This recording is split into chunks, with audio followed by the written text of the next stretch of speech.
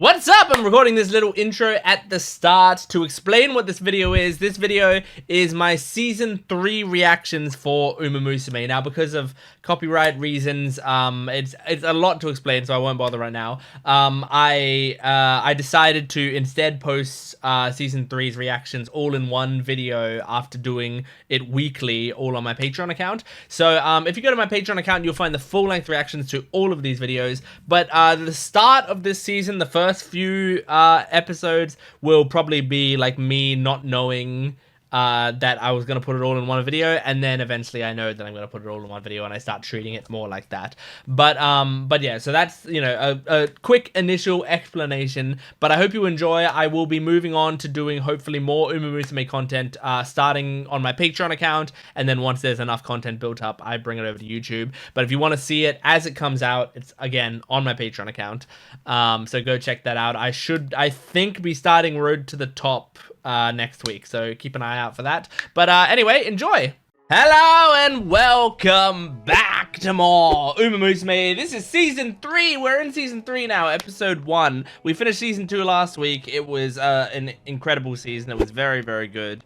I liked it a lot, and I'm excited to see what Season 3 has in store. People have tried to, like, change, like, you know, temper my expectations, and other people, like, you know, some people being like, oh, Season 2, you know, is the peak of all Uma Musume media. Some people have said that Cinderella Grey is something great to look forward to. Other people have said, no, Cinderella Grey isn't as good as Season 2. Any of that. It doesn't really matter to me overall. Like, even though, you know, I'll get excited when I hear good things about a season, because it's like, oh, I want to see what the fuss is about with that season. But overall, when I watch stuff, I tend to try to take it all in as one, you know? Like,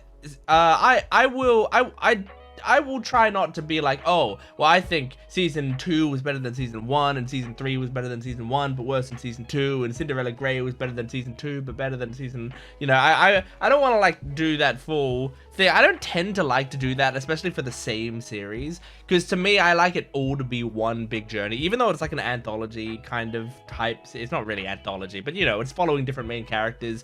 They're all their own enclosed stories. Like, I tend to not want to constantly judge everything against everything else, because I don't want to take away, like, I don't want to take away my enjoyment of Season 1 just because I liked Season 2 a lot, you know? I really liked Season 2 so much. I think Season 2 was brilliantly written from start to finish. But I don't want to go back and retroactively say, oh, well, Season 1 wasn't as good as Season 2, because I really loved Season 1 as I was watching it, you know, and I had a great time with it. And I still remember, like, the scene of Suzuka being injured, you know, and scenes like that really got to me emotionally. And I'm not going to take away from my own experience by trying to compare it to other things. So all this to say, I'm looking forward to Season 3, because I'm wiping the slate clean. I'm seeing what I think about this season on its own, if I like it, like, regardless of my opinions of other Uma Musume media. People have done different suggestions on, like, how I do, like, what I watch in the future and in what order or whatever.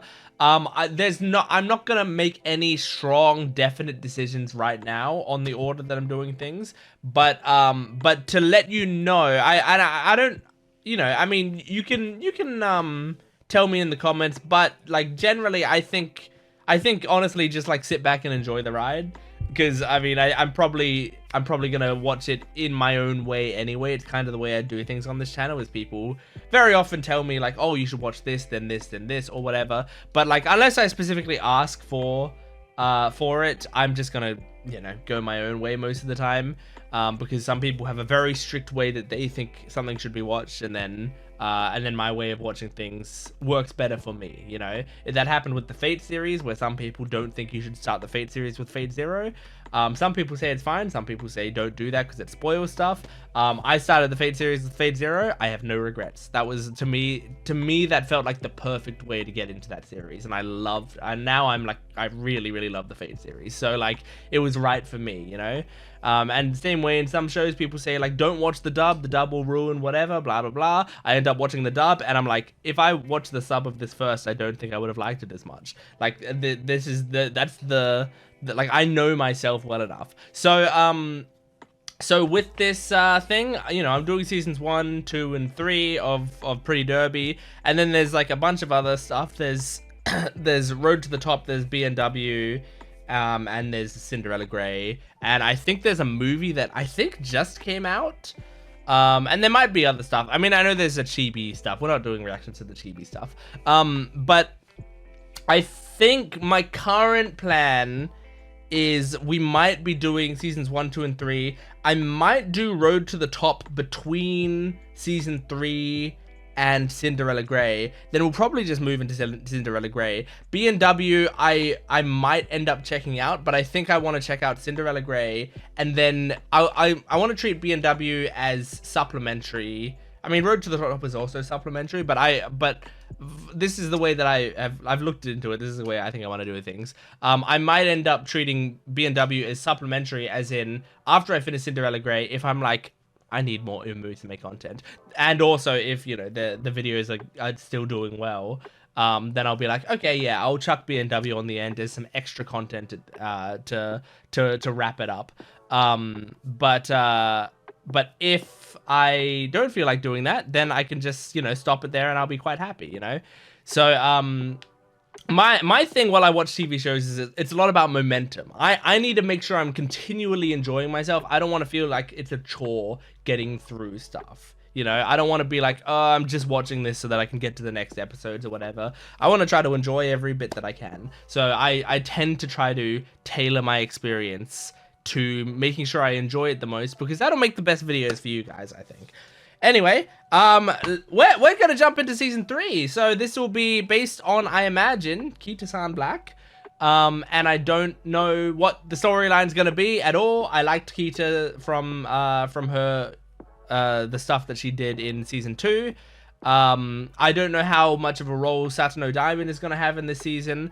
The reason I'm specifically saying Kitasan Black now even more so is because when I went to Crunchyroll today, I saw that banner again that I keep seeing, and I noticed that it only has Kita on it. So I feel like Kita is going to be the main character. But I don't know if Satano Diamond is going to still be a big part of it, or if they're going to, like, you know, scale her back in terms of her relationship to Kita. I don't know. So let's jump into this. Make sure to support the video if you can, liking, commenting, and subscribing. And my Patreon account has 1 week ahead in full length. So you can go on my Patreon account right now and get the full length version of season 3, episode 2 on there right now, as well as so much other content. It's an incredible amount of content on there. I've seen some people join my Patreon recently, and I've seen them just binging through series and series and series. Like, it might give you just like weeks and weeks of content for you to consume for ages. Like, I'm jealous of you that you get to do that, because I feel like I've done some really good shows on the channel. So anyway, let's jump into this. Season 3, episode 1 of Uma Musume. Here we go. I forgot they start with, like, these insane things. Oh, is that Kita's hair? Oh, okay. We're jumping right into the Satsuki show. Aw. I thought we'd be jumping to a debut race or something. Also, animation seems pretty good right now. I mean, there's still the combo of 3D and 2D, but it's blending better. Oh, shit. Oh my god. Holy shit, Duramente. I don't think I've heard of Duramente. Wow. Well, she's pretty sick.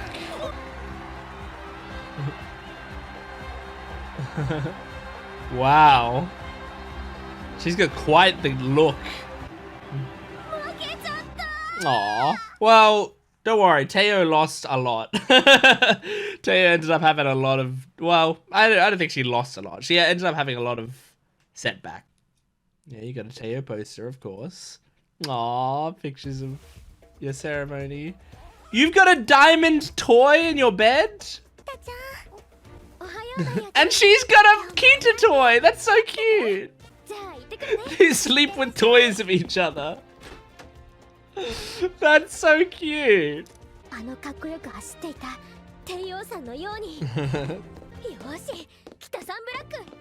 She's so inspired. Oh, an old lady. Kick her. You gonna carry her? If it's not too far, then that's great. Woo! The sounds. Cute how much she wants to help. Oh, a man. Carry him somewhere. Oh. She's speaking Japanese. She's just assuming because he looks foreign that he speaks English and is not listening to anything he's saying. This is great. She's so helpful. Aww. She's late. Is she late? I love how they put like the little banners on every single person. Well, she's not that late because a lot of people are still filing in. I was looking in the background to see if Mayano showed up and I couldn't see her. Ah! Jeez.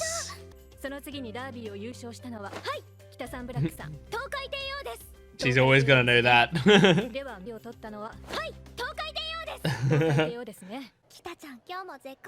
Well, it's a lesson about Teo. Is that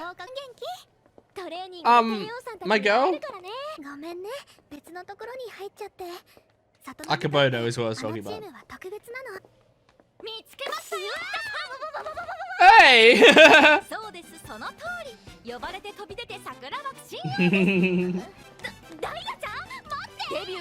They're stuck with Bakshin. Bakshin, Bakshin, Bakshin!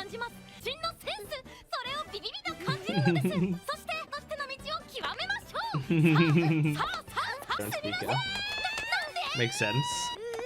The anime loves Speaker. Oh, I love how it passes people and we see just their names above their heads. Yay! And Suzuka's here. She's in the country.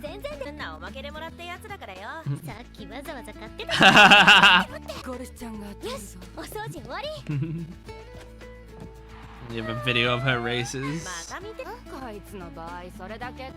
She's just a big fan. Oh yeah.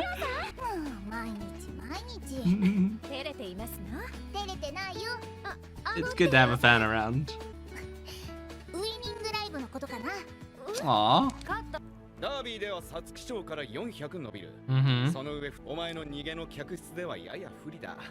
Right. Yeah, Duramente sounds like she's gonna be a problem. There she is. You don't have to yell the whole way, it might hurt your stamina.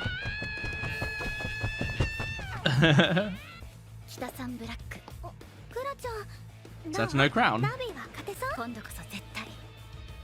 This music, like a Mission Impossible song.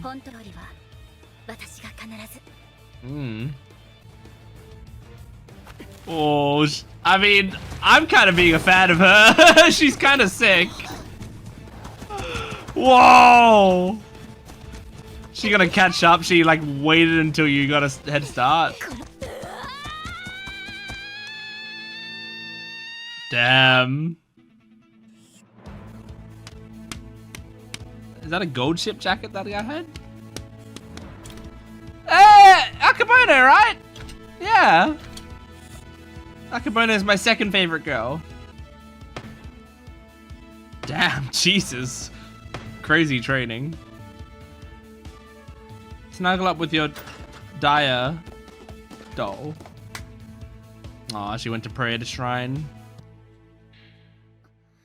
Just like, don't expect too much from yourself because, like, remember, Teo had setbacks and that's what made her cool as she came back from them, you know? You don't have to be perfect. Hey, I'm right here, motherfuckers. Don't talk about another horse girl in front of me. Especially not my rival. Wait, I'll come with you. I'll help you get changed. What a crazy statue.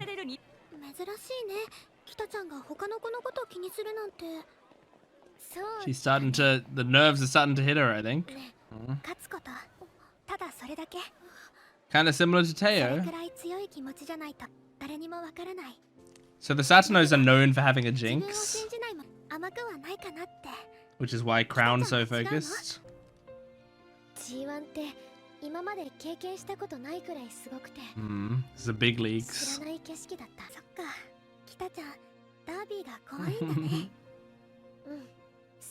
It's good to confront that.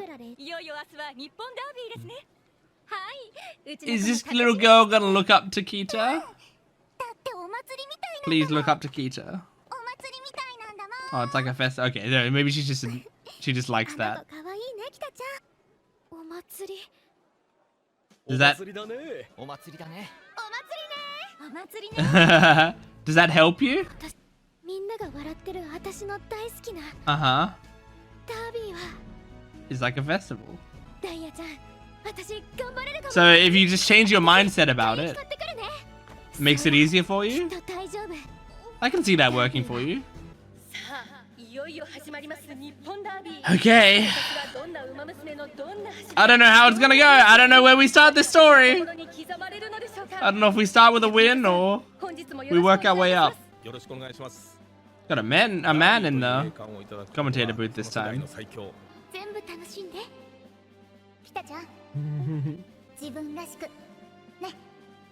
Aww. Imagine the one person you've looked up to your whole life just being able to give you advice like that now. She's got such a cool design. I feel like I've never seen her before. Crown's design is quite cute as well. I like it. I believe in you, Kita.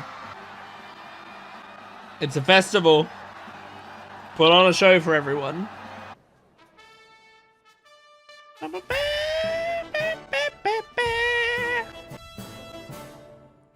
Guys, focus on your job.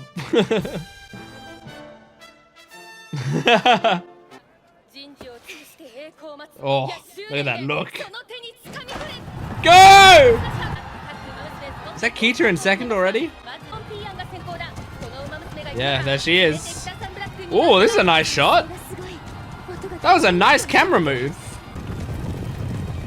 Yeah, I think visually this season's taken a step up. This analysis guy is still here.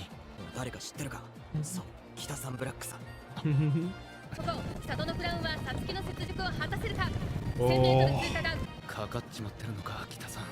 I don't know. Maybe she's just in a good position today. She's actually got good stamina today. Or maybe she's rushing it. I don't know.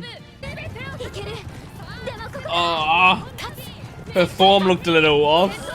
But let's see. What's this music? Is this music the ED music or something? Oh. Here she comes! Here she comes! Whoa! This insert song! Go, Kita! Oh. No, yeah, you're falling behind. She was probably rushing it. Aww. Oh, the commentator. Jesus, man. I didn't even see where Kita came, but it wasn't anywhere good. This is a crazy insert song. I love it. Oh, everyone's celebrating Duramente. 14th. Oh, that's sad. Oh, that's kind of dope, man. Damn, man. This song is awesome. What a cool start to the season. Yeah, this is a great insert song. What a cool decision for the start of the season. Okay, that was a great start. I did have to like look up Duramente just to make sure Duramente was a real horse. Like, I know you might be like, well, of course Duramente is a real horse, but I thought like it could have been possible because I genuinely haven't heard of Duramente. And I mean, like, obviously I haven't heard of that many that many horses, but I was just like, she is so cool that I just wanted to make sure that like it's not like an anime original character that like might have been like a stand-in for another horse, you know? Like, I feel like sometimes series like this, or movies or TV shows or anything that are like based on real events, sometimes it's like, oh, they can't quite get the rights to a certain thing, or they can't get permission, or they want to, you know, play it safe, so or they like want to do the narrative a bit differently, so instead they create a character that's sort of like an amalgamation of multiple characters, or a character that is based on a real person, but they couldn't, you know, like play in the movie Molly's Game. Molly's Game is a movie written by Aaron Sorkin and directed by Aaron Sorkin about a woman who ran underground poker games, and she actually existed in real life and wrote a book about it and stuff, named Molly Bloom. And I love the movie. It's a great movie. I think it's like not, you know, insanely accurate necessarily, but Aaron Sorkin movies don't tend to be like insanely accurate. They're just like great spectacles of stuff, and they give you the vibe of the story. But in that there's like Player X, which is like played by Michael Cera, and he's like this, you know, douchebag, this absolute douchebag, and I'm pretty sure he's supposed to be based on Tobey Maguire. Like, I'm pretty sure that's the actual, because it was like celebrities came to this underground poker game or whatever. I think in real life it was Tobey Maguire that came and was like kind of a douchebag to Molly. But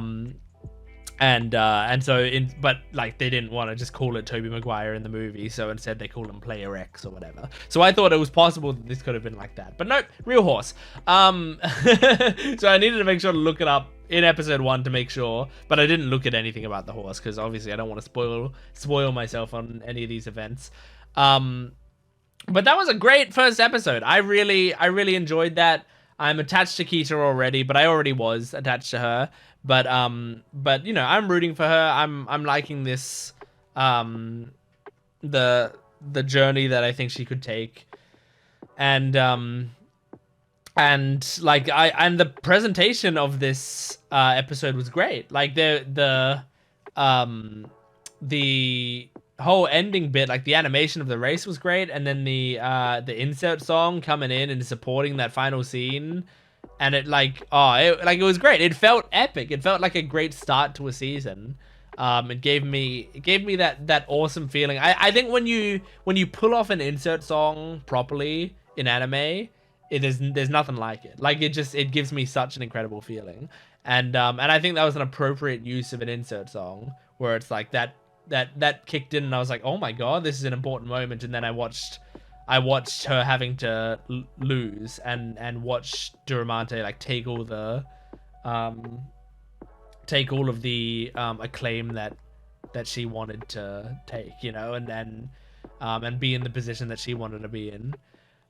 So I'm looking forward to this season, man. Because I think Duramente has such a cool design, and I'm like, I feel like if this is gonna be like, you know, those two being rivals, especially since we had set up in like beforehand that Satano Diamond and Kita are friends and like whatever, right? I thought it would have been possible that, because both seasons so far have had a pairing, right? Special Week was the main character of the first season, but Suzuka was the pair, was the thing that made a pair. And then in the second season, Teo was the main character, but McQueen was what made it the pair. So I thought it would have been Kita as the main character and Diamond's what makes it the pair. But it seems like from this first episode, and we're only one episode in, so we'll see what ends up happening, but it seems like Duramente might end up being what makes this the pair. and we'll be focusing maybe on those two more often, and Diamond might take more of a more of just the, you know, the friend, the supportive friend role, rather than like the rival that she's going up against. So I think that's very interesting. Now, in terms of the narrative of the series, what like, how, first of all, how long do these characters stick around in Tracing Academy? Do they stay around for a long ass time? Because like, because when Special Week showed up to Team Speaker was pretty much the same as it is right now, right? In terms of the members of it, except they got it was Teo. Wait, was it Teo and McQueen or something? Teo and McQueen maybe both were added during season 1 to Speaker. Whatever it was. Oh no, Suzuka was. Well, actually, yeah, Suzuka switched at the start of the season, I think. It's been a while, so I'm trying to remember. But I think Suzuka switched to Team Speaker at the start of the season, when Special Week joined. And then I think we recruited McQueen and Teo after. But for the most part, those horses were still there. And then we had season 2 and all of that stuff was happening, and the team was majorly the same. Now we're in season 3. It feels like some time has passed. And Kita is still, because I mean, also Kita feels like, I don't know how old she was in season 2, but she feels like she's more than a year older in season 3. So how long do these characters stick around in the academy, you know? Because I've seen, you know, there are new people who are now making their debut or whatever, but at the same time there's old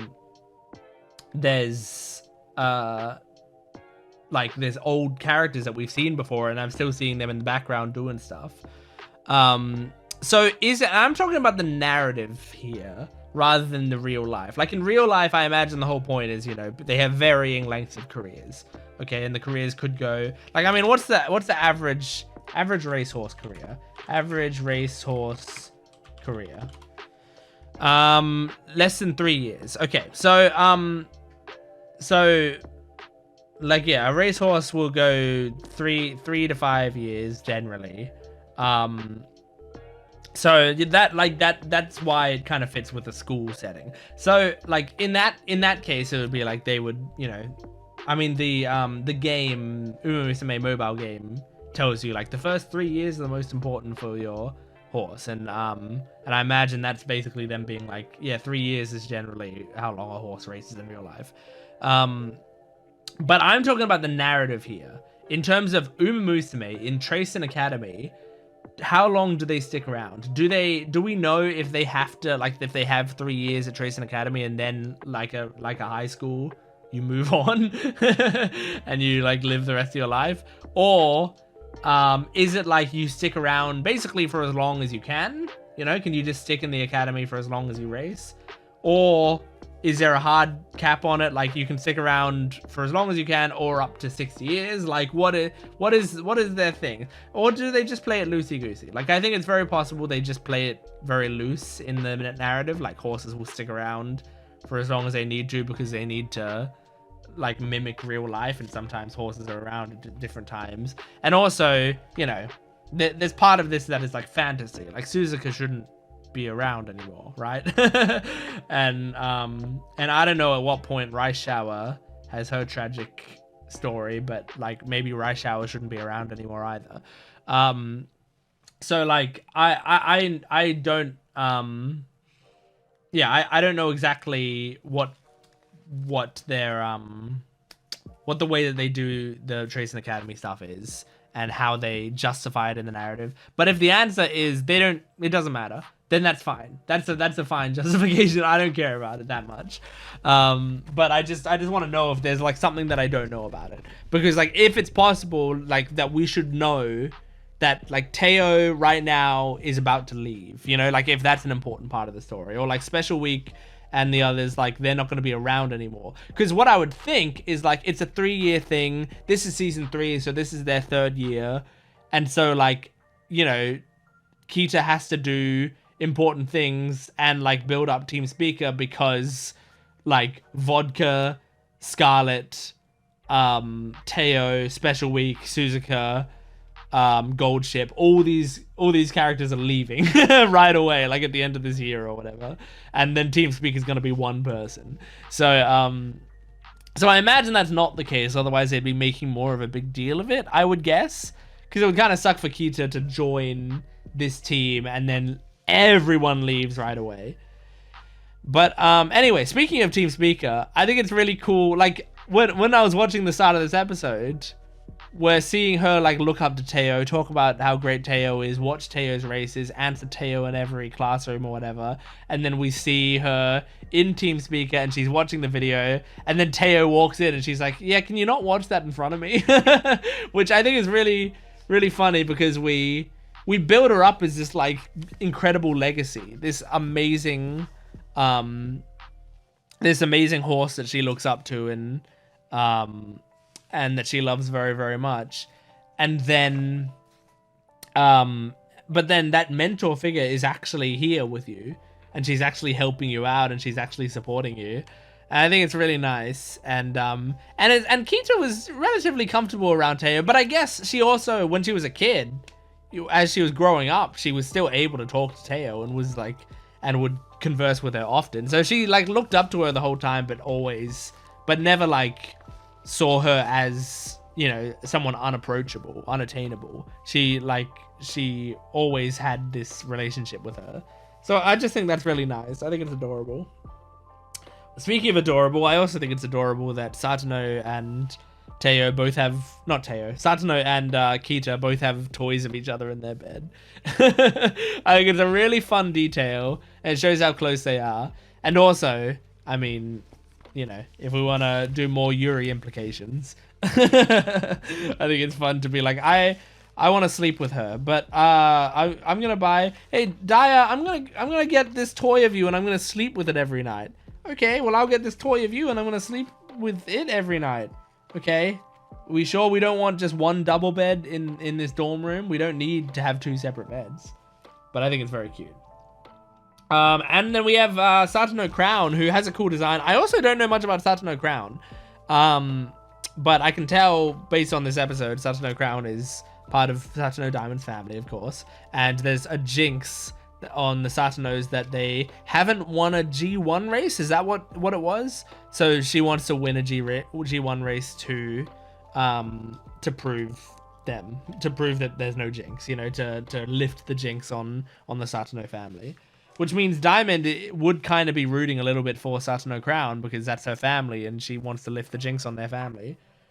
But yeah, anyway, great first episode. I can't believe she came 14th. We got a lot of improvement to make throughout the season, and I can't wait. Thanks for watching. Make sure to support this video if you can, liking, commenting, and subscribing, and go to my Patreon account for full-length, early access, and exclusive videos. I will see you next time. Goodbye. Yeah, those tough memories, and then you were really shaken by that. Yeah, Duramente, there you go. Is set for the Triple Crown. You have to ruin her dreams of the Triple Crown. Oh.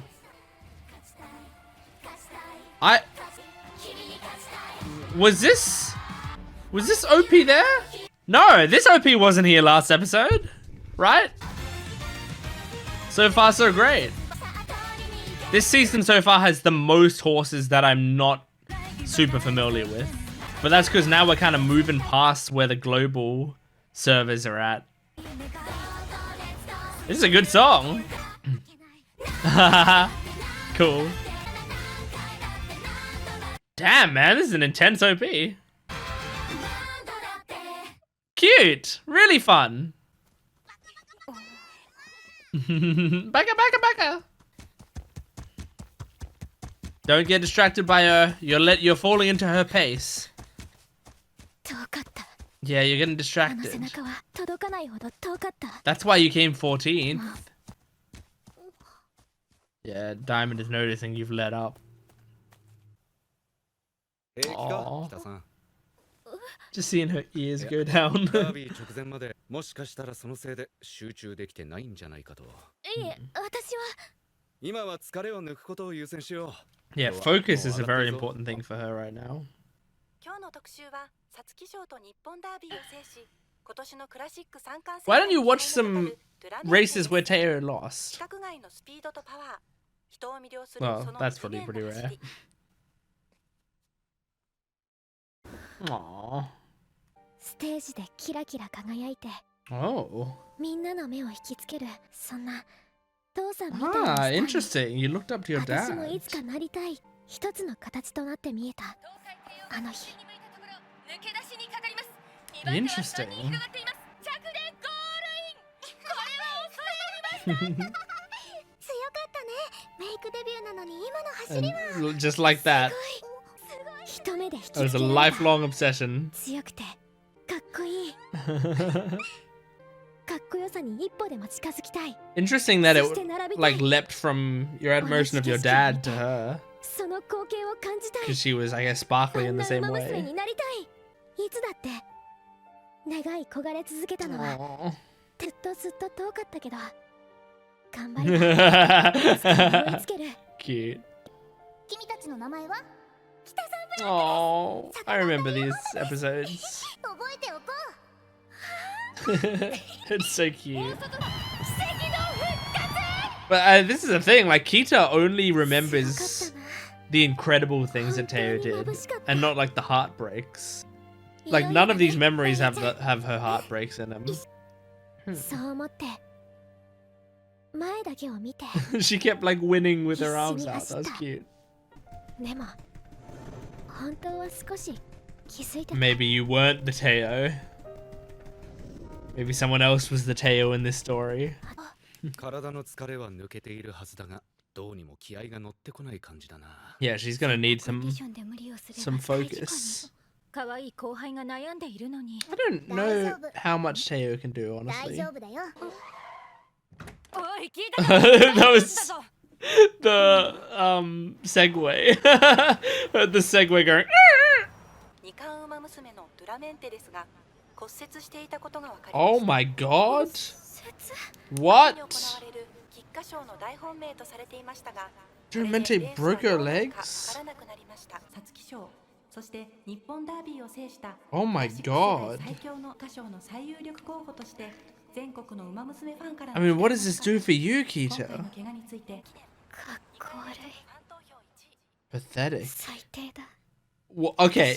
Hang on. I want to analyze that scene, but that was the cutest nice nature picture I've ever seen in my life. 強くて速いやつ菊花賞出れないの。 Oh my god. 怪我とはいえこれはあまりにも。 Is she's saying she was awful because she was happy about it, maybe a little bit? で、他の出走馬娘にもチャンスがあるってことじゃね。 I want to know what's going on in Kita's の mind. こと思い出しちゃった。北さん平気でしょうか。 Oh. もう戻ってくるだろうけど悔しいでしょうね。今度こそリベンジだって思ってたでしょうね。 Mm. そうね。 Like, what if she's not frustrated and that's the thing, you know? 戻ってきたら元気つけて。 Like, maybe she is frustrated, but maybe also she's sad that she's not frustrated. Aw, into the log. Aww. おーい、どうかした？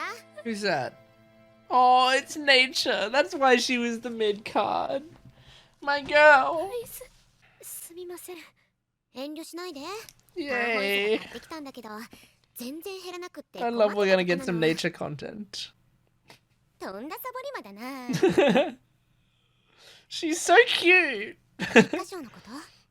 距離が近い関係よりも何でもない相手の方が That's true. That's true.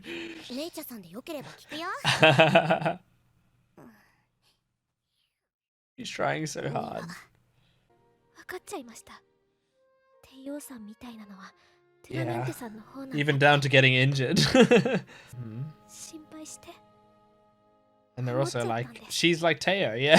さん怪我して走れないのは辛いことだって分かってるのに。 And yet, あの子が出ないなら yeah, yep. 出るかも。 That's what I thought it might have been. そんなことまで考えて Oh, キラキラしたスターには oh. Well, that's some heavy guilt you feel for just a thought you had. すっごいわかるわ。 That's okay. 私もさ、憧れてたんだ。て生まれながらのスターってやつ Yeah. キラキラ Yeah, してて kinda. 好きでそんな帝王がダービーの後に骨折して Yeah, and then it was just hard work from there, リハビリ yeah. を続けててさ、そこから怒涛の4連勝、見事菊花賞への切符を手に入れました。 That pride. こんな私にもチャンスがあるかもって。 She had the だって same 勝ちたいん thoughts. だもん。一着を取りたい。けど、 This is a そん really なこと考えて healthy conversation to 常に have. ガサガサな自分が情けなくなる。要するに今の北さんと同じ。 The exact same with this, with, 悔 yeah. しいよね。ふざけんなって思った。私、わからないです。 Oh, you'll find it. どうすればいいのか。 Just run with your head up. 難しいよね。怖くなっちゃって。わかるわかる。自信なんて持てた試しないわ。でも、それでも。 Nice Nature's the perfect one for this conversation. 私もっと勝ちたい。 That's all you need. だったら見せてやんなよ。私なんかよりもずーっとできるっしょ。弱くてかっこ悪くても。 You're not そういう many の of ひっ those くるめて things.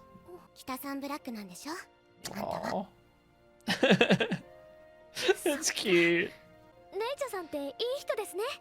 Yeah. ほら、お茶飲んで飲んで。 She's the best. I love nature. And in fact, this scene actually, I don't know, it brought her higher やっ up. ぱり She might have got the number 2 spot again in my heart.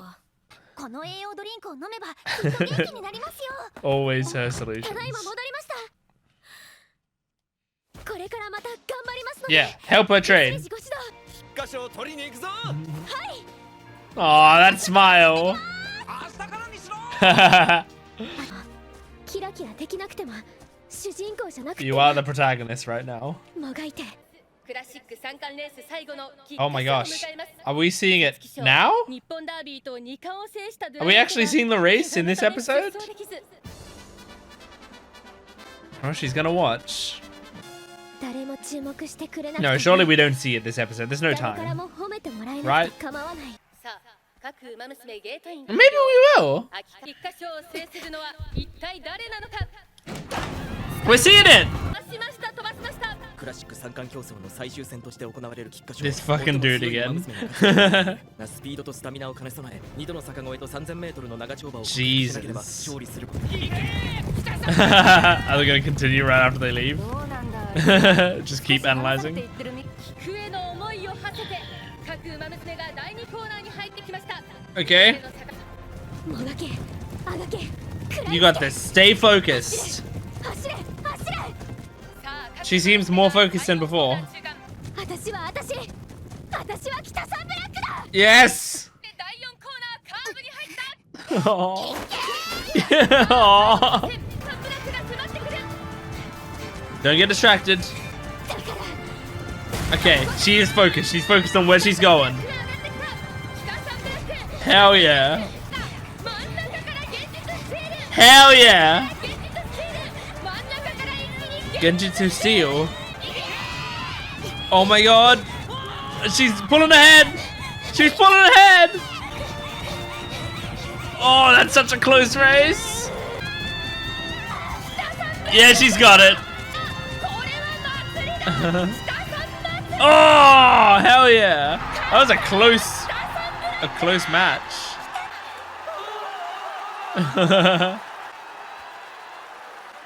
Oh, that's so awesome. Now you're the one dazzling. Oh, あんたもキラキラしてる。 yeah. 北ちゃんなら大丈夫だって。私たちの取り越し苦労。 Well, yeah, but it's only because of も nature. しかしたらさ、悔しいから内緒。 That's cute. Aww. 私の The start line. Hell yeah. That's so great. I don't think we had this either last time. Oh, wow. Cheerleader outfits. These two. Oh, no, they're back to back. What? Scarlet got fucked over there. It cut away before it fully got Scarlet. Oh, there you go. Now we see it. That's fine. They're using carrots as bait. Oh, that's cute. Suzuka looked really cute in that picture. It's a really fun song. They're playing badminton with carrots. That's great. That image is Crunchyroll's banner. Aww. Cute, man. Great. Great shit. That episode did even more to get me attached to Kita than the first episode did. That was so great. I loved that episode. Oh, and I love that we got nature. We just got like a really good nature scene because okay, so you watched in real time Nice Nature move up from 3rd place to 2nd place on my favorite character list, I think. Like, if you've been watching these videos, you might have been tracking my progress. I think at the start of this series, I said my favorites were, I think, this is probably what I said, Maino Top Gun was my favorite, Nice Nature was my 2nd favorite. Then, as the series went on, it was like Hishi Akabono was like moving up there, and then at some point she moved up to my 2nd favorite. This scene did it for me. It swapped them back. Now I've got Nice Nature back in my 2nd place. I think it would take one hell of a crazy thing to like drop Maino Top Gun out from my top spot, just because I love Top Gun, and also it's one of those things where like once you choose a favorite, it's a self-fulfilling prophecy. Like everything they do makes you go, oh, that's why they're my favorite, you know? I don't think I could bring myself to drop Maino Top Gun from my favorites. She just is my favorite, you know? Like Nami from One Piece. Like I chose pretty early on that like Nami was my favorite character, and I loved her so very much. And she's so very special to me. As time went on, I actually thought like, I think maybe Vivi from One Piece is my favorite character, but it was so hard to say that because I felt like I was betraying Nami. So I just generally say that they're both my favorite characters. But I think if you pressed me and you asked like me to choose one, I think I would put Vivi. But like but to me, Nami is like, you know, I feel more attached to Nami because I've been with her for longer and for a lot of, you know, a lot of the show, and I love her so much. Anyway, this isn't my One Piece channel. Go to my One Piece channel, you can hear me talk about that more. But I'm just comparing that to this and saying, you know, it's hard for me to move my top spot. But Nice Nature clawed her way out of 3rd place, which she would be happy about, I'm sure. She would be glad to not be in 3rd place anymore. Clawed her way out of 3rd place to 2nd place with this scene, because it was so great. Like, this is the Nature that I love, where she's like very sweet, but also like casual and realistic about her expectations. And like, you know, is good at getting along with people. Like the thing is, she's so casual with the way she speaks to people that she's like very friendly. It's like easy to talk to her. I mean, her name is Nice Nature. She's got a very nice nature to her, right? But it's not that she's like overly polite. That's not what makes her nice. She's like homely. She's comfortable. It's easy to talk to her because you can relate to her.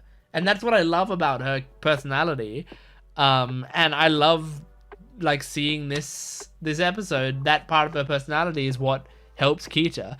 It is funny them showing the scene of Speaker turning to Teo and saying like, should you be helping her? Like, you know, you're her idol. I think you could help her. And then Teo being like, she'll be fine. And then like later we see she's crying her eyes out. Nature comes through and goes like, hey, I'll help you out. Teo, I think she's only fine because someone else picked up your fucking slack. If Nature wasn't there, she might be drowning in that for ages, you know? I'm sure she would have eventually climbed out of it, but like it's very funny that like Teo almost she doesn't take credit for it at the end, but she does do like an I told you so. She was like, yeah, see, I said she'd be fine. But it's like she was fine because of Nature, and like maybe you could have been that for her in that time. But I do think, like I also said at the time, I don't think Teo can do much, because I think like hearing that stuff from Teo might be like, I think nature being the one to tell Kita this stuff, it works because nature is like, I've been there, sister. Like I've been on your level. I've suffered through what you're suffering through, and I know what it's like. And so let me tell you, this is how I deal with it. And that helps a lot, rather than Teo, who's like, Teo is a legend. She is known as a legend. So even though Teo has actually had these struggles in her way, it feels very different because like history remembers her as a legend, and also like she started from a higher spot. Like Teo was more legendary this early in her career than Kita is at this point in her career, you know? So so it might be a little harder to relate to her. And also like Nice Nature made a great point where she's like, they say it's easier to be more open with people if you're strangers with them, you know? Like if you and I, we know each other, but we're like barely friends. So like maybe you can use me as a therapist in this moment. Maybe you can actually like bounce these ideas off me, because you're not going to be as embarrassed, because who cares what I think? We barely know each other, you know? So I loved that scene so much. And so I'm talking about that scene a lot specifically just because I think that was the best scene of this season so far. And I think it's going to be, yeah, it's just great. I loved it. Very fun OP and ED for this season. I got to watch them a few more times, but it's in the running for my favorite. I don't know. Like the ED I think already is my favorite. I think I'll have to rewatch it, but I think it's already my favorite. The OP, I'm not sure, but I do like the energy of the OP. So it could be, or it could not be. The thing is, I need to figure out if the song is catchy enough yet. But the energy of the song and the way that they built it up is awesome. And yeah, I just loved the theming of this episode of like the idea that Duramante gets injured, and then her immediate thought is like, oh, I can win. And then she goes, what the fuck is wrong with me? Like, why did I think that? Like, not only is it fucked up to you know, think, oh, this person got hurt, yay, but also like that I'm not really being a legend then, you know? Like I want to win this way, you know? But I think that's a really cool thing to explore, because I think it is relatable. I think a lot of people are going to do that, like instinctively, when something like that happens. But at the same time, that doesn't mean you're a bad person. That doesn't define who you are. I mean, she had that thought for 1 second, and then she was racked with guilt about it. Like, if that doesn't tell you what kind of person you are, then I don't know what does. Like, that shows that, yeah, you certainly, you know, have the strength of character to like to recognize that what you thought in that moment was fucked up, which kind of makes it not fucked up, you know? It's only really fucked up if you're like, if you think that and then you say that and then you feel that and then you continue to act on that going forward, you know? But these thoughts, they pass through us, you know? Sometimes I think as humans, sometimes we do take pleasure in others' pain, and it's awful. But I think all we gotta do is like recognize that and move forward. Like I think this with like jealousy, this is a huge thing that I've probably talked about dozens of times on this channel, especially when I watch like romance shows. I will talk about this because I'm of the strong idea that like jealousy is something that a lot of couples suffer with, right? I'm currently single, but I have been in relationships in the past. And when I've been in a relationship and like I've had those moments of jealousy of like, you see your partner with, I'm going to talk like from the perspective of like a heterosexual relationship. But you know, you can apply this to whatever type of relationship you have. You see your partner, like I see my girlfriend talking to other guys or whatever. And I instinctively, I'm like, oh, I don't like that. I don't like that feeling. And a lot of people might take that feeling and go, all right, girlfriend, you shouldn't be hanging out with guys. You shouldn't be talking to other guys other than me. You shouldn't be liking their Instagram pictures. You shouldn't be going to their house, you know, at all or whatever. You shouldn't be sleeping in the same house as them, whatever. Like, you just, like, impose these rules on your partner. Because of the fear that then going to fall for this other person, or they're not going to be faithful to you. And my thoughts about that have always been, you should be trusting your partner. Like, the point is, if they are going to cheat, like, your decisions aren't, if your decisions are the only thing that's stopping them from cheating, that's not good. You know, if you can't hang out with this guy is the only thing that is stopping that person from cheating on you, like, they're a shitty partner. So it's and I think what that can be is damaging. But as someone who has felt this so strongly, I know how painful jealousy can feel. I know how sucky it can be. What you need to do is you need to look at the jealousy and go, hey, that piece of myself, that is something I am feeling, and that's okay. It's okay that I'm angry right now. It's okay that I'm frustrated. What's not okay is going, okay, this frustration, I'm going to either take it out on my partner or on someone else, or I'm going to use that frustration to impose any sort of restrictions on my partner. That shouldn't be the case. Now, obviously, the restrictions, the boundaries can be like, don't cheat on me. That's fine. But I think, like, once you're going further than that, like, I at least in my mind, you're weaponizing your own jealousy, which I don't think is a cool thing to do. But feeling that jealousy is so natural, and that's okay. And sometimes I think it's okay to even say, like, I'm feeling jealous. I don't want you to change anything. I just want you to know that I was feeling jealous.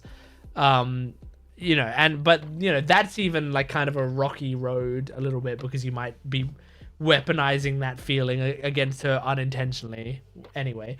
The point is, I think that also is sort of covered in this episode, where it's like that, not only is that covered in talking about how she felt that relief that her rival wasn't in it, and her relief that her rival was hurt. It's okay to feel that initially.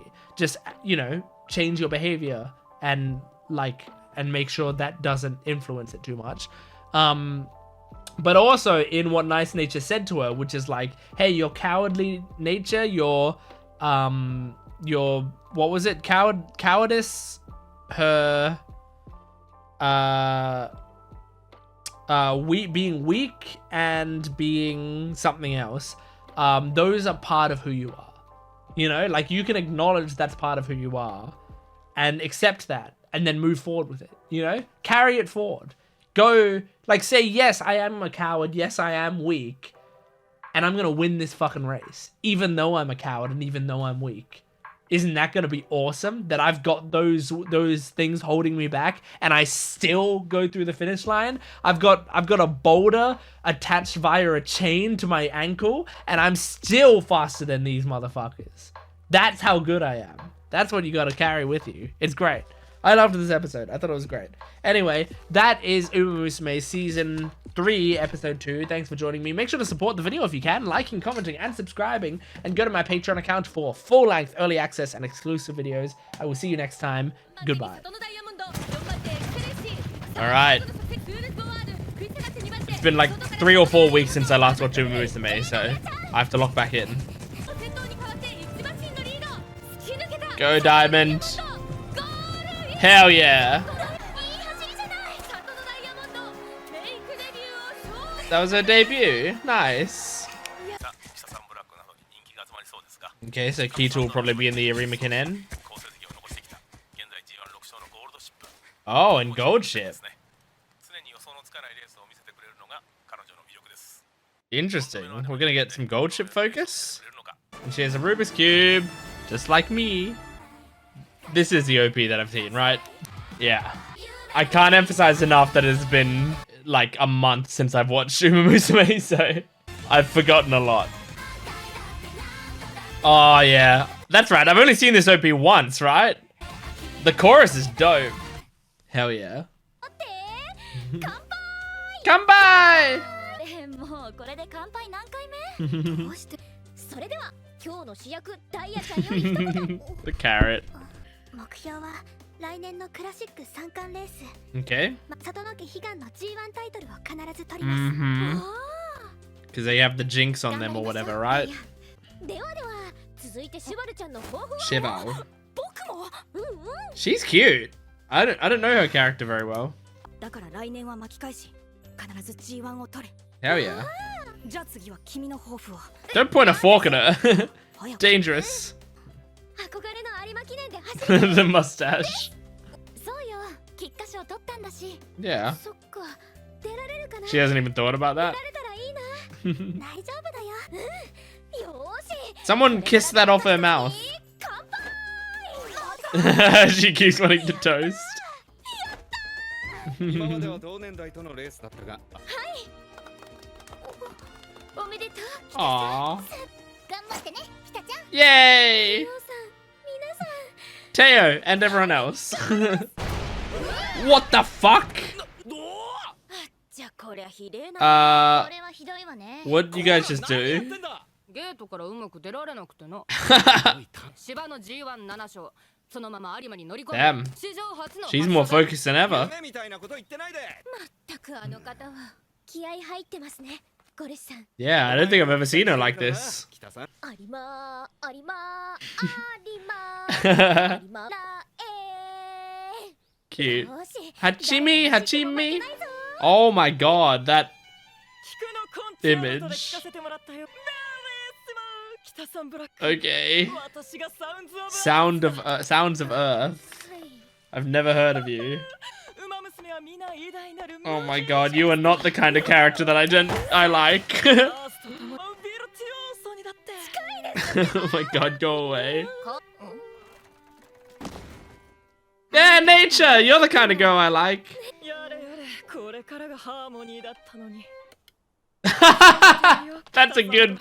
記念のオーケストラを The violin just plays the ごめんね music. 北さんかけちゃって Oh my god. Ah, like they go on a little の date. 所属だったんですねあ嬉しそうじゃんはい憧れのレースですからレイチョさんも出走してましたねまあ3年連続3着だったけど Yep. 確かにありがとうございましたレイチョさん Look how fast they're going. They're just so strong. 私が有馬にも取れたからですあの日レイチョさんがいろいろ Yeah, because you're the MVP, nature. 実際余計なこと考えてないで今は有馬に向けて頑張んな相談あるなら話くらいは聞いてあげるし This is really cute, but it's very funny how fast they're paddling. 先生 You're not looking that strong right now, Gold 完 Chip. 璧なスタートだっただろああ、これなら問題ないだろ。 Oh, you were just practicing the start. これでラストだよ頑張って Do you have to yell the whole time? Maybe it helps with lung capacity. はいどうぞありがとうございます They're all so supportive of each 終 other. わりが行ってきます北さんボトルまだ走れんのかあいつ伸び盛りですからね And she's holding the bottle this time. Gold Chip. Feeling threatened? よいしょ助かったぜ。 Oh my god. そうだ。北ちゃんに投票したからな。 Yay, thank you, sir. Do you think Umas ever get sick of carrots? I guess horses in real life don't tend to get sick of carrots, do they? Or do they? Maybe they do. 今朝は北ちゃんの大好きな人参ご飯とバナナステーキだってよーし Banana steak. 今日もい What's Gold Chip doing? What's she announcing? 本日はお集まりいただき感謝 She retiring? この会見は決断を発表するために開かせてもらった Huh? 私ゴールドシップは有馬記念をもってドリームトロフィー Dream Trophy League. ドリームトロフィーリーグに移籍すれば Yeah. シリーズではもう走れなくなりますが有馬記念がラストランだ Going to the Dream Trophy League means they're basically retiring, right? Like, isn't that the like real life equivalent? What a crazy image. Like that they either retire or die if they're not doing the Twinkle series anymore, isn't it? それが私のレースだった。 You're not hitting those highs anymore? いつ頃からかまくりきれなくなってきた。 Aww. 感情をうまく抑えられなくなってきたし、それはいつもいろいろと集中できなくなっちまったんだ。何を着ればいいんだ。 That's a little bit of mahjong in there. 優秀の美ってやつだ。コルさん Is she gonna win? I don't know. 泣いてく。コルさんのラストラン Aww. 優秀の美飾れなくなっちゃう観念しろこの生意気な後輩め。私のラストラン手抜くんじゃねえぞ伸び盛り。 This is kind of a cute relationship. This is like an older sister. ないでくださいね口走っちゃうのはこの口くん。それではダイヤちゃんの2勝目に Kanpai! Wow, so が明日の北ちゃんの Kita's a big fan of bananas, huh? なるなる私たちは目の前のレースを全力で走るしかないんだから Yeah. ダイヤちゃん She keeps having the fucking foam moustache and they're never mentioning it. It like hasn't been it hasn't been brought up in any of the scenes. 今年の菊花賞馬娘キタサンブラック秋から調子を上げてきているサウンズオブアース Sounds of Earth is so リバーライト weird. とおしまい Ba, ba, ba, ba. Ba, ba, ba, ba. Oh my god. Isn't that like a real thing with Goldship? Do they have to like actually blind Goldship going in there so he doesn't get distracted? Okay, I don't know how this race is gonna go, genuinely. I have absolutely no idea. I feel like Goldship might win. But I want Kita to win. I don't want Sounds of Earth to win. I want Sounds of Earth to come last. Oh, ooh, these motherfuckers. 世代交代を果たしたマンハッタンカフェ誰そしてトゥインクルシリーズのラスキャップあんた誰やはり期待してしまうな感じる先輩たちの圧を Yep, just stay focused. When she gonna make her move? She's making her move. Oh my god! Whoa, that was a cool animation. These two can't get their analysis out anymore. Oh my god! Come on, Kita! No, quick trip Riverlight! Push Riverlight into Goldship's path! Oh, I don't know if Goldship's gonna win. She's got almost too much momentum, narratively speaking. Oh, it looks like she's struggling. Oh, I feel bad. I want her to come second at least. Keep focused. Oh no! No, Kita! Oh, Hayu won. Okay, I mean, that's a good-looking horse. Damn, man. Third place and Goldship didn't even... She was in 8th.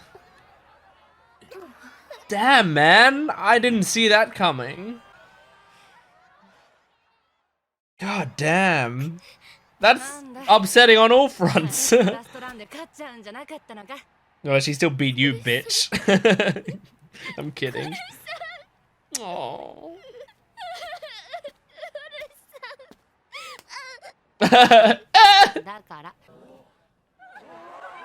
Oh, she's gonna go Malice in the Palace. Just gonna start attacking the crowd. Aww. Yeah, it is pretty amazing. Oh, is she not retiring? Oh. Right, she's just saying, I'm gonna still be running just in the Dream Trophy League. Damn. Getting a lot of cheers for coming 8th. Poor all Hayu, who people didn't really celebrate at all. 発着なのに Yeah, that's what I'm saying. Gorushi. 私の初めての有馬に Stop with the toasts. You will not get drunk. I've just realized what they've been drinking. でも勝ちたかったな Clean your fucking face, idiot. タッちゃんゴルシさん やる You get to keep the Rubik's Cube? お前は一つだったがお前は何面揃えられるかな Hmm. もしかして Aww, it's got one side complete. 6面揃えてそれ以上に I mean, that's cool, but it's gonna be hard to, like, do just a second side and then just a 新 third. しい年はきっとあの光 Like, I do Rubik's Cubes. You can get one side. It's hard to then get, like, a second side in its completion. So if she wins another race, I don't think they're just gonna be completing a second side. Like, you just basically go from there, and then you go the second ring, and then you go the last ring. Oh, I remember this ED. It's really cool. Okay, very nice episode. So, as a heads up as I get into this discussion, this is the first video that I've done after doing a big break from this show, and I had to do a break from the show because Uma Musume stuff got hit with copyright stuff on my channel. You can check my community post for all the updates on that stuff. But anyway, because of that, I had to put it on hold while I was sorting through the stuff, and then my decision, which, you know, is probably, you know, gonna come into play. Like, I'll be posting this to Patreon normally, but on YouTube, I'm probably, like, planning to put all of season 3 in one big video. And so because of that, you know, this is the first of the videos that I'm recording knowing that that's what I'm doing. But yeah, also because of that, I haven't watched the show for like a month. So I did take a little bit of this time to, like, while I was watching this episode, I was like catching myself up on what we were doing in this show. Like, I remembered the Nice Nature scene of Nice Nature giving advice to Kita, but I had forgotten that was this season. For some reason I thought that was season 2, but that's just because it felt so long ago, because it was so long ago for me. But yeah, so I really enjoyed this episode though. It was interesting getting some Gold Ship focus, because I mean, Gold Ship has been in the show the entire time, and she's, you know, the comic relief character most of the time. And you know, I don't have any strong love for Gold Ship. I don't hate her. And there's some things that I love about her. Sometimes that she'll be doing stuff that I love, but for the most part, I don't really think about her too much. Like, I know she's like the meme horse that a lot of people like, but I also find that, like, she's so much of a joke in a lot of her stuff that I'm not super connected to her, if you know what I mean. Like, when you play her story in the mobile game, like, I don't think her story is very interesting, you know, because her story is, there's just like a lot of memes and jokes in it, and so I didn't get too attached to it, you know. And same sort of when she shows up for events. They, like, from what I've seen so far, they just, she shows up, she makes some jokes, it's kind of funny, but overall, I just, like, I'm more into the horses that I get, like, really emotionally attached to. But it was still nice having some focus on Gold Ship. I enjoyed getting just that little bit of Gold Ship focus as she seemingly retires from the Twinkle series. And kind of a crazy race. I mean, obviously they're based on real races, so they got to go with what the real races did, but, like, kind of a crazy thing to have her come 8th and Kita come 3rd. It's like, Kita's our protagonist. She didn't win. Gold Ship's, like, the legacy character who's built up this whole episode. She didn't win.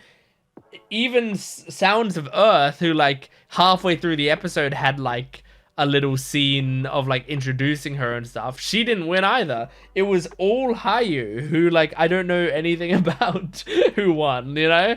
It was just it's crazy. It just, like, that's the most unexpected thing possible.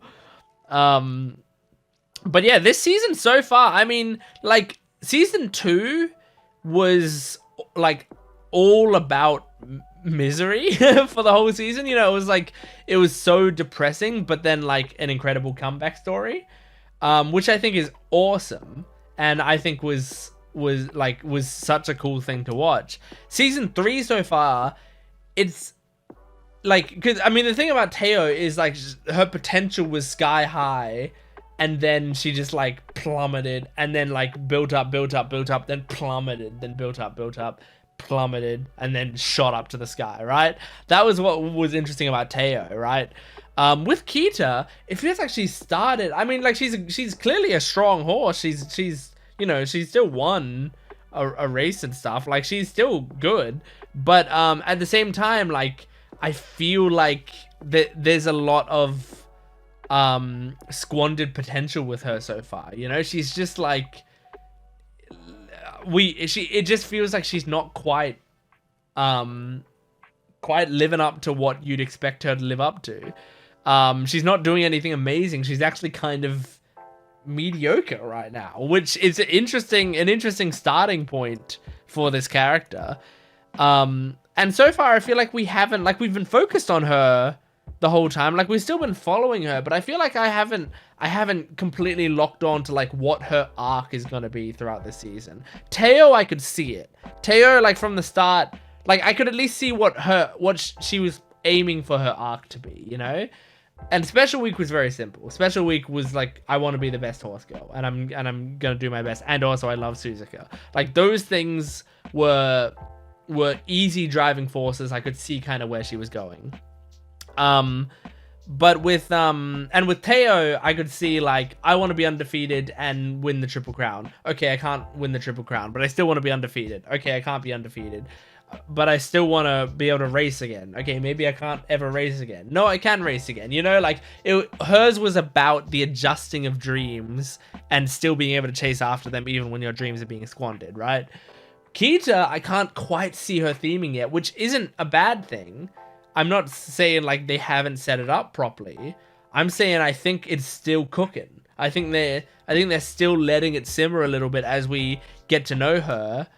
And I wonder what character arc, you know, because I can't even see like the potential character arcs. At least with Teo, I was like, from the start, I was like, I can't tell if this is gonna be a redemption story or a tragedy. But with Kita, I can't even tell if those are in the books, if it's gonna be redemption, if it's gonna be tragedy, if it's gonna be like a rise, a legendary rise, you know, if it's gonna be a rise and fall. Like I can't tell anything that it could potentially be.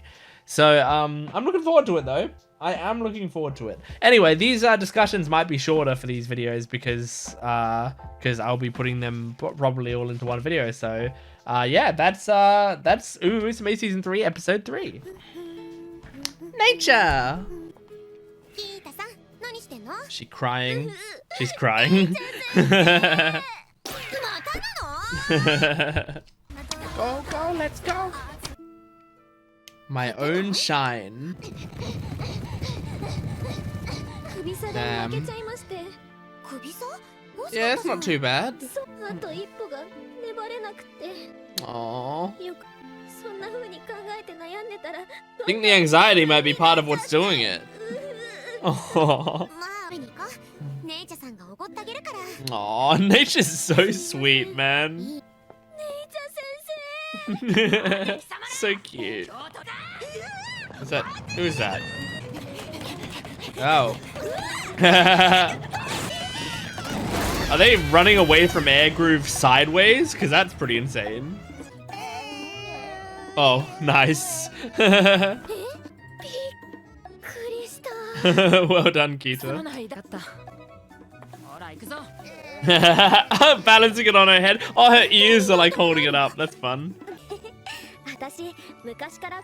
Nice. Nice. Oh my god. She fell off a building. That's good. That's a good good talent. Yeah. It's true. So cute. No! You don't want to risk it? Yeah. でも Throw her off some buildings. 私強くなりたいんです Run her over with a だからハード tractor. トレーニングさせてくださいそれでもダメだ。トレーナーさん He's doing it for her. 確かに怪我でレースに出られなかったらかつ以前の Yeah, these two know about injuries very well. それもわかるよ Can't you ease into it a bit? 私からも私たちは勝つためにレースに出ていますから Man. 鈴子さん These two who injuries ruined their careers almost, you お know, 願いしま and すトレーナーさん and they're still saying we would want to do the riskier トレー thing. ナーあの人に相談してみるか。 Who are you gonna ask? Kana? Hell yeah, Daya. 北ちゃんお出かけうん明日から強化合宿なの Oh my god, filling it with bananas. 天皇賞春 Bananas don't count. ごめんダイヤちゃん私皐月賞の応援に行けないかも Aww. どうしようでも山の中なんだっけ大丈夫勝つから必ず私が勝ってみせるから No, that sucks because then I'll miss it. だから Can you 北ちゃん lose, も頑張っ please? ておそれな Oh, giving her something? はい Cute. ポーチダイヤちゃんもこの蹄鉄持ってて重いね I love that they have toys of each other. It's so cute. Who's this? Trying to recognize them by their legs. Oh, is it Teo? No, it's Bourbon. What the fuck?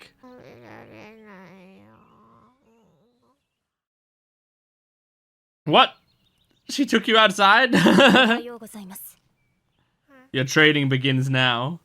So this is the person that trainer was like, I know who to talk to.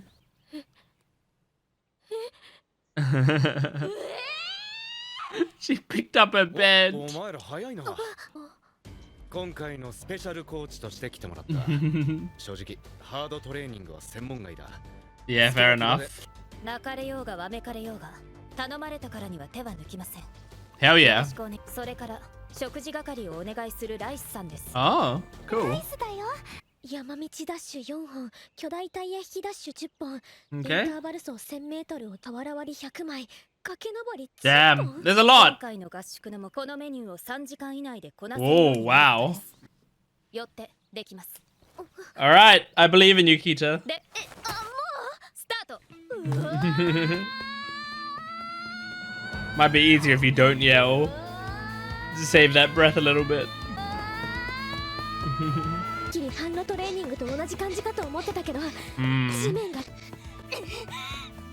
It is scary thinking about her getting injured.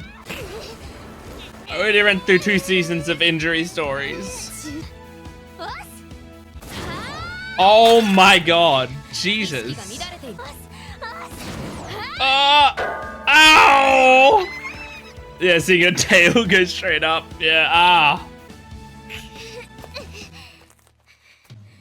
Once you can tear a hole through this mountain, you're ready. あでもこっちの方がいやそれより You gotta get your wit up.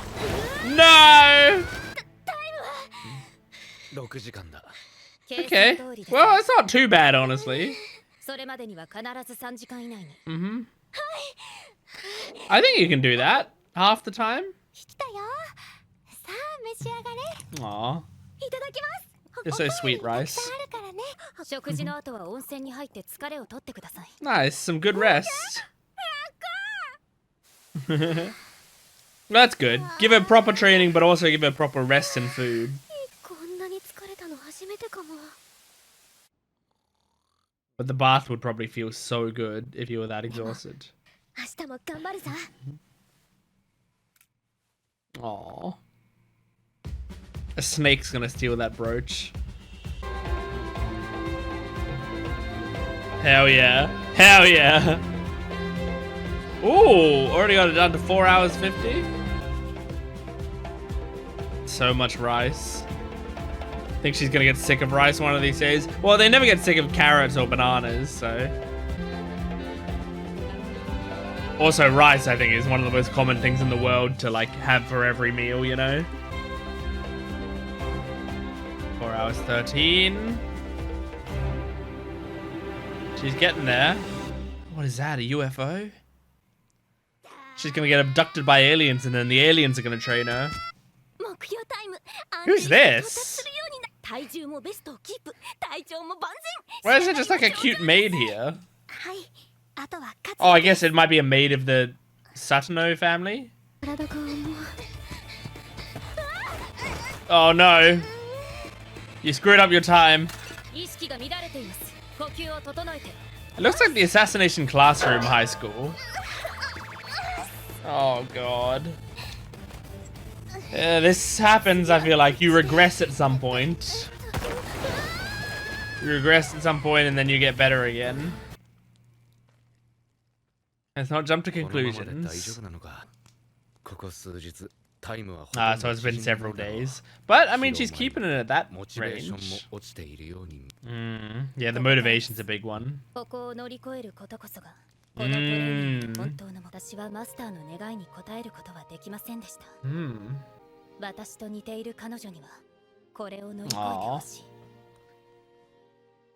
Bourbon's always so surprisingly sweet, you know?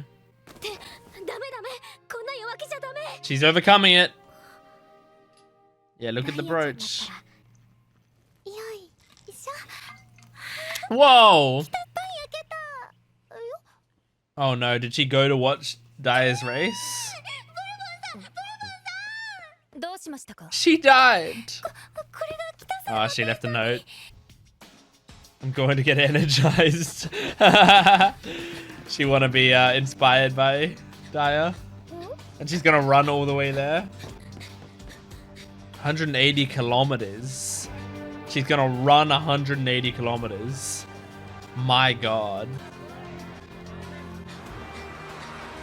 I love how there's an Uma track. Is she getting there just in time? That's crazy. Wow. You got this, Daya. You need to inspire Kita. Yes! Oh, shit! Oh, no! Damn, man! She didn't even win! But will she pick herself back up and will that be inspiring? Wow, a new race record.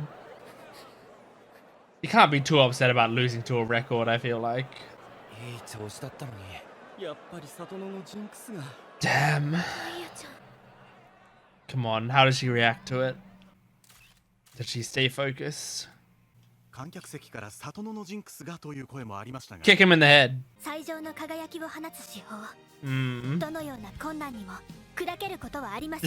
She's not letting it get her down. That's what's going to inspire you. Oh, the song. I like the song. Oh. Okay. She's inspired now. Hell yeah. Get that time down to 3 hours. Oh, she's so close. 3 hours 40. 3 hours 20. 3 hours 15. Awesome. 3 hours 5. I mean, I could be so frustrated on the 3 hours 5 day. I'd be like, I was 5 minutes off. Are you kidding? Oh! Did she do it in the 10 seconds? Trainer's like, shit, I forgot to click stop.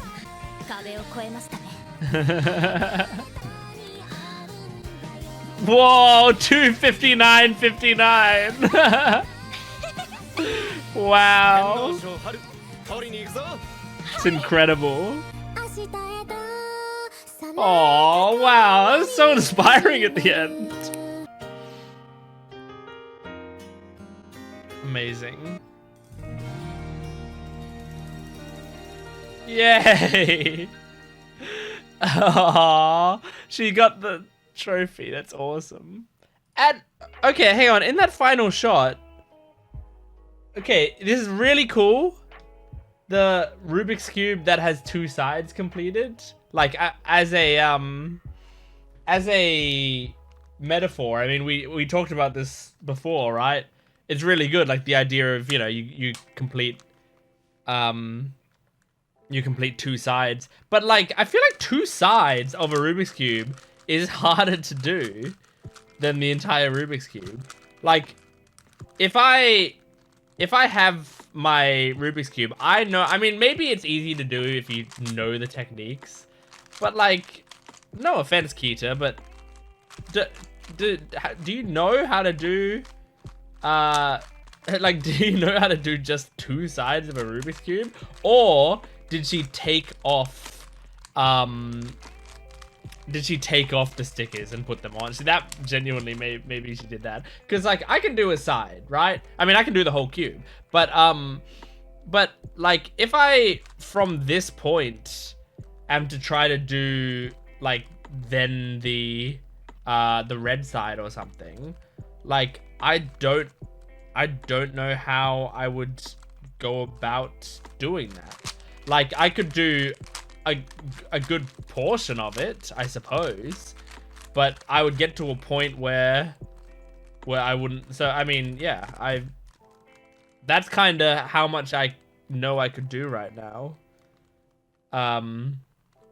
With that, well, actually, all right, this is the best that I can do. I can do that side and most of this side, but I don't quite know how to rotate this this one to be in the position that I need to be. So I mean, I guess all things considered, not too bad. So yeah, hang on, I just had another idea. Hang on. No, I'm not gonna bother. I was like, I think actually with enough time I might be able to do that. But anyway, I get distracted when I see that, because like when she was given the cube and it was like there are 6 sides to this or whatever, I looked at it and I was like, that's great, but I don't know if it's gonna be easy to do just one side at a time. So yeah, anyway. Really, really good episode. I loved the ending to that episode. I think Uma Musume has some of the best, like, insert songs come in at an important moment in the show. It does that incredibly well.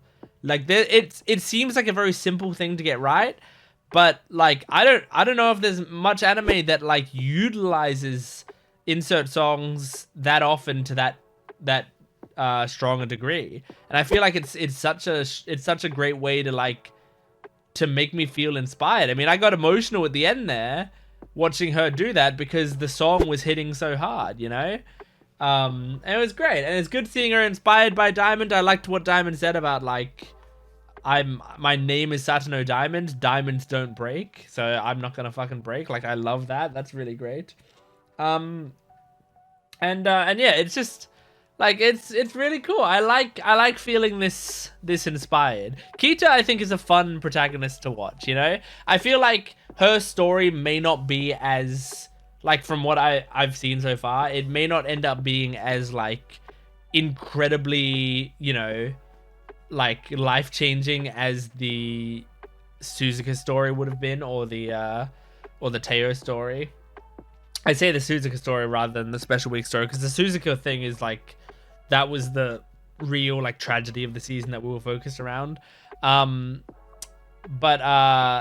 you know, the Kita story, I don't know what the Kita story is. It may not be as like, memorable as those stories, but I still, like, I also kind of like right now that I'm, you know, that she's got it hard, but at the same time, like, it feels like a more traditional racing journey, you know? So I'm very curious to see where it goes from here. I'm really liking it. Yeah, that was a dope episode, and like a pretty solid training montage. I liked it a lot. So yeah, that's episode 3-4. 2-car. Okay. You got this. Actually, I don't know if she does got this. Is she gonna get it at this point in the season? 2-car is a crazy name. Come on! Oh, I think she did it. No, I think I think I saw Diamond just pull ahead. Wait for the decision. No way it's a dead heat, right? Oh no! Damn. That's a good race though. Damn, man. What? Oh, half of your horseshoe came off. Was that the difference? Was that what lost you the race? Just you were like half a step short? Or is it just a metaphor for being half a step short, you know? Oh. I like seeing Akabono for a second in the OP, but I don't know if we've seen her in the season so far, right? Right? Because I love Akabono. This is a really good OP song. Proving oneself.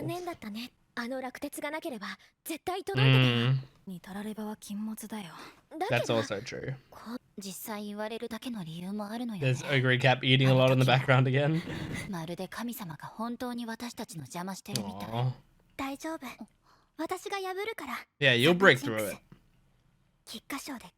Don't be superstitious. You'll just hurt your own morale. Yep, she's got those two sides of the Rubik's Cube.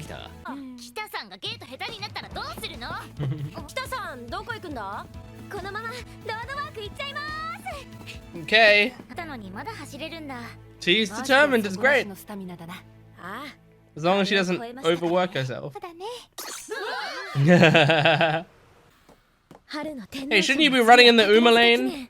Wouldn't it be illegal for Uma to jog on the sidewalk? How are you? English. 阪神レース場はどちらでしょうか Oh, okay, okay. He's speaking in Japanese.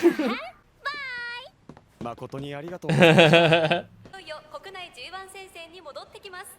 本日は宝塚記念への出走を先輩として幼少期よりドゥラメンテさんをよく知るエアグルーヴさんをお招きし、ドゥラメンテが宝塚記念に。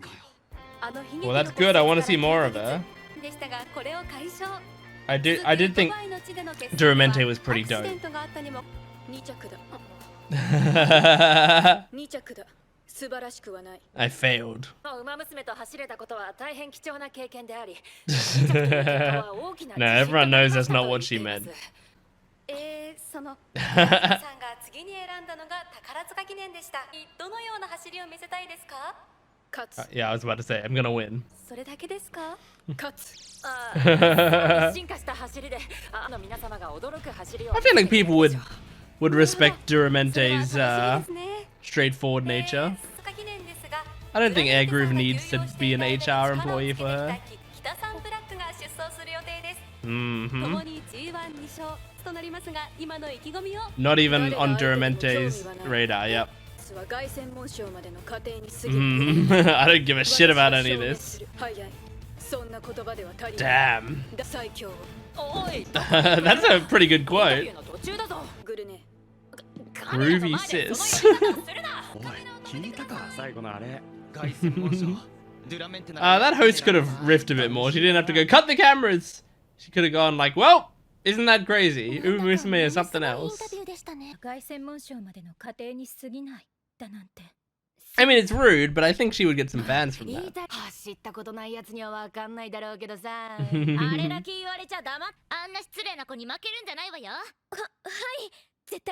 Yeah, I believe in you. No, believe in yourself.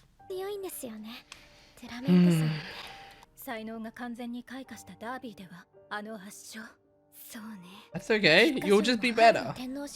勝てなかったのは去年の北さんだ。True. We often can't tell our own improvements. Whoa, nice. Yeah. I don't know how it is gonna go though. Once again, we're like, you know, less than halfway through the season. Anything could happen. Who's this? Oh, shit. It's crazy I don't even think about them seeing each other at school, but yeah, they would have to. Oh, that's a cool image. She's very cool, man. She's like technically the villain or the rival of this thing, but I like her a lot. Come on, you know this girl's not gonna be good at small talk. You saw her interview. Me too.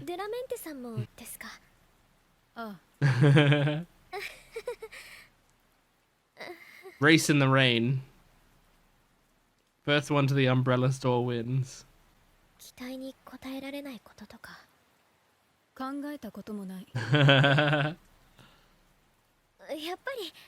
Very respectable. Alright.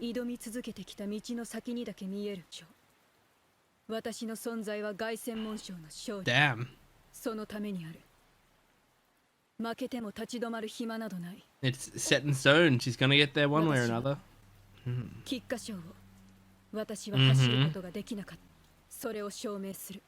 Damn. She's not even looking at you, man. And like that's a good metaphor for she's not looking at you, you know? You're not part of her goal at all. Her goal is so far down the line. She is beautiful and strong. Yes, but it's a stepping stone to her. Come on, look at her. Look at her. Look at her. Yes! Yeah. I mean, before she was like, I'm gonna beat the winner.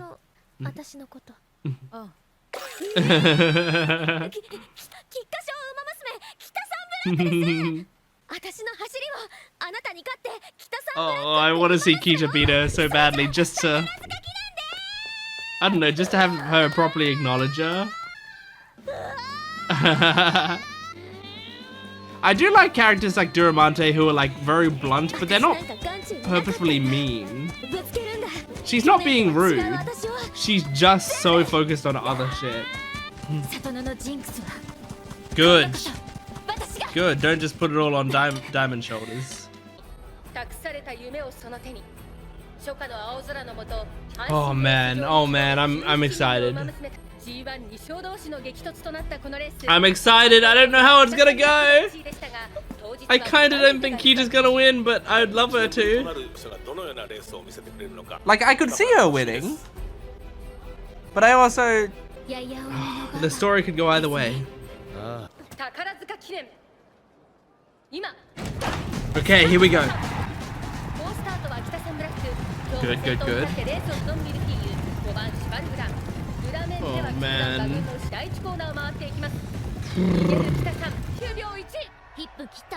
I'm locked in. Yes, she's trained for this.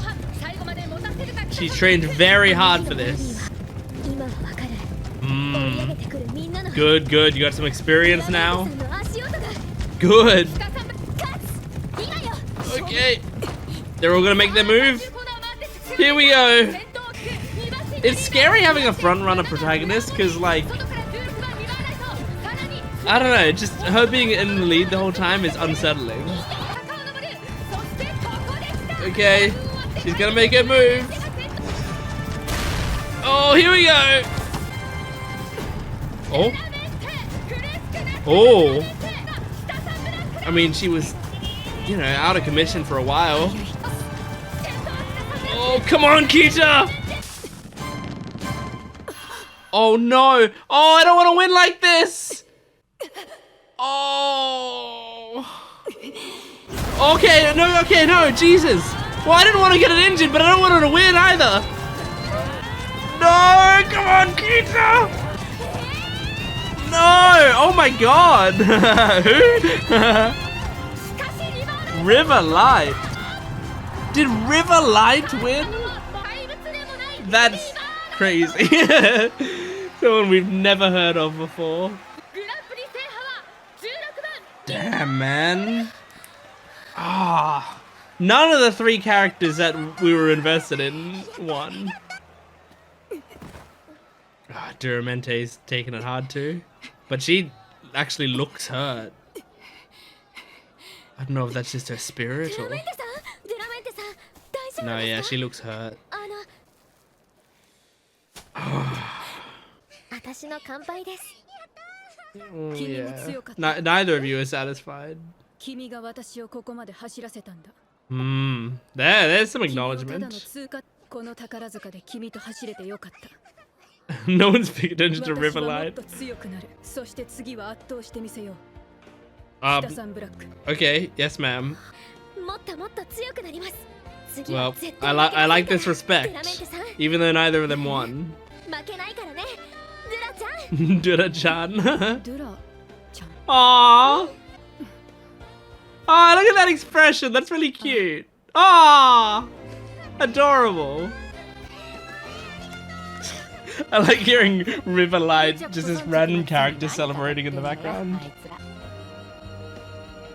Maybe one of you two should go congratulate the winner of the race.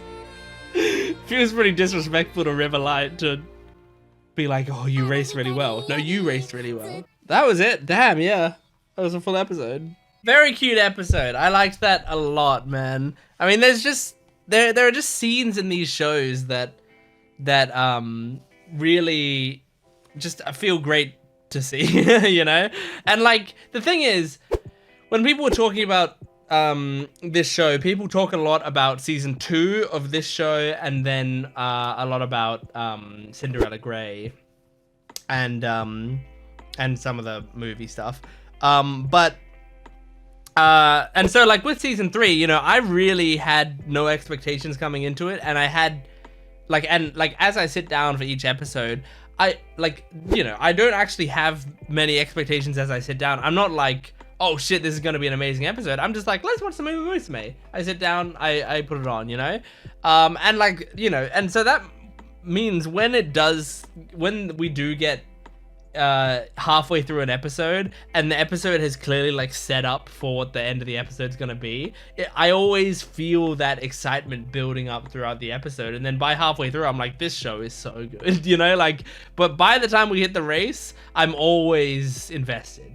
And like the show has done a good job of that from the start to me. Like they do a good job at like something I really like is that they set up these like, you know, these expectations of like, this is going to be a huge race. And in my mind, I'm always like, okay, so that's going to be in 3 or 4 episodes time. And every single time it's like, no, that's happening this episode. You're about to see that. Like, and I'm just so used to like, you know, shows building it up for longer. But I think it really works for this show that they like get us really excited for it and immediately pay that off. And then they get us excited for something else and immediately pay that off, you know? And it's really great. I think Kita's story is really interesting because so far, like this is a really entertaining, you know, horse to watch, but also I wouldn't say her accomplishments seem incredible so far. Like a lot of her stuff is like really fun build up and a lot of expectation, and then it's kind of underwhelming results, which I think is interesting for us to watch, to see like these underwhelming results. And then, you know, because with Teo, I feel like with Teo it was like huge expectations but disastrous results. You know, that was the thing with her for me, where it was like she was absolutely incredible but disaster would strike, but things would hold her back heavily, you know? And I feel like with Special Week and Suzuka, well, mostly with Special Week, it was like I felt like she was kind of an underdog character, so like any little victories I was like I was feeling very good about her little victories. And then Suzuka is just, you know, a tragedy. But like with Kita, I feel like this, like following this protagonist, that it's like she seems like she's doing really well, and then we follow her doing really well, and then she just kind of like isn't quite as good as you hope she is most of the time, is really interesting. I think that's a cool character thing, because like I feel like she's always just short of what her dreams are, what her aspirations are, and it makes me really root for it, because I feel like a lot of people have felt the feeling of like, you know, you're so close to something, You know, you're within reach of something and you lose it, and you're within reach of something else you really want and you lose it. Like, at least with my life, there's been a lot of instances of like, oh, here's something that like maybe, you know, a huge change in my life, but I come like this close from it and I can't quite grab it, you know. And then there's I have another moment like that. I think I've had like 6 different moments in my life of like, oh shit, I'm about to do something that's really going to change my entire life. And then for one reason or another, it falls through. You know, it doesn't happen. Whether sometimes it's because I didn't do it well enough. Sometimes shit happens. And I just feel like with Kita, it's like, she's working hard. Like, you can't say she's not working for it. But she's just fallen short on a lot of these places, you know? It's crazy that they build it up with like, with Kitasan Black and Diamante and even Satano Crown, like these 3 characters that all have very strong reasons to want to win this. Obviously, with Crown, she wants to break the jinx as well. So like these characters that it's like, you know, I would have thought if they were trying to throw us for a loop, you'd have Satano Crown win, because it's like they haven't given her much screen time. But, and look, I also want to say, when I'm saying this, obviously I know these are how the races actually went in real life. I know that. What I'm saying here because I'm already seeing the comments floating in, being like, they didn't make anyone win. The actual, this is how the races went in real life. I know. When I'm saying this, I'm saying the show purposefully didn't give River Light any screen time, like literally any screen time. This character, we are not supposed to know who it is. They made that choice. Now, it's possible Riverlight might be a proxy character for whoever actually won that race. I mean, I can look up Riverlight and see if that's an actual horse. Riverlight is the fictionalized version of the racehorse Maria Light. There you go. So I thought it would be a proxy for an actual horse, but you know, so you can say like that that like they chose not to give Riverlight screen time because they didn't have the rights to the actual horse, so they're not going to give screen time to a fictionalized horse or whatever. You could say that, but like I think it's also it's an artistic choice to have this character be like a complete unknown, because it really adds to the story of like how underwhelming the result is, you know? I think it really helps sell that idea, because like you could have given screen time to that, but instead they give most of the screen time to Kita and Duramente and build that up a lot, and a tiny bit of screen time to the Satano storyline. Just enough screen time to be like, if Crown wins this battle, that does pay off the Satano storyline, because it's like, obviously Satano Diamond and isn't there another one? I forget most of the Satano family. Satano Diamond is the only one I really remember properly. But you know, you would think it would be the Satano Diamond who breaks the jinx, but actually, you know, in this race, out of nowhere, Satano Crown does something that we as an audience didn't know what would happen, because we've been so focused on the Duramente and Kitasan rivalry going on, right? So like that, it's basically like, if I'm trying to predict what's gonna happen, like the last thing I'm gonna predict is that River Light wins, you know?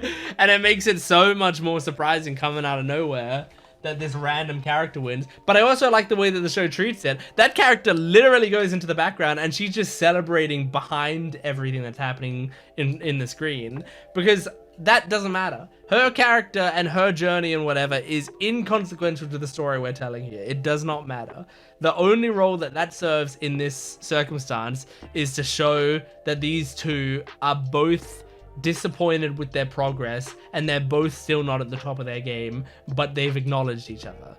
Kitasan Black and Duramente. That they both now see each other's value.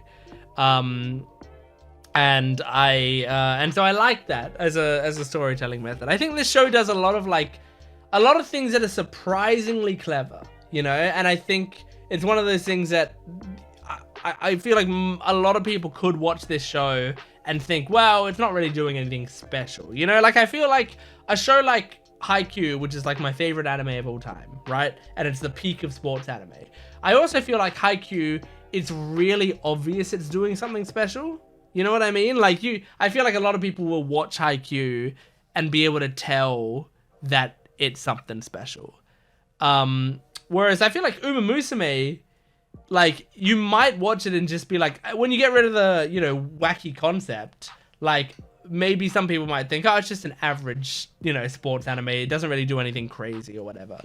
But I really think every episode I see what I think is like really clever character work, and the way that they frame stuff is really interesting. I love the scene between Kita and Duramente when they're both waiting out in the rain, and Duramente's literally not looking at her most of the scene.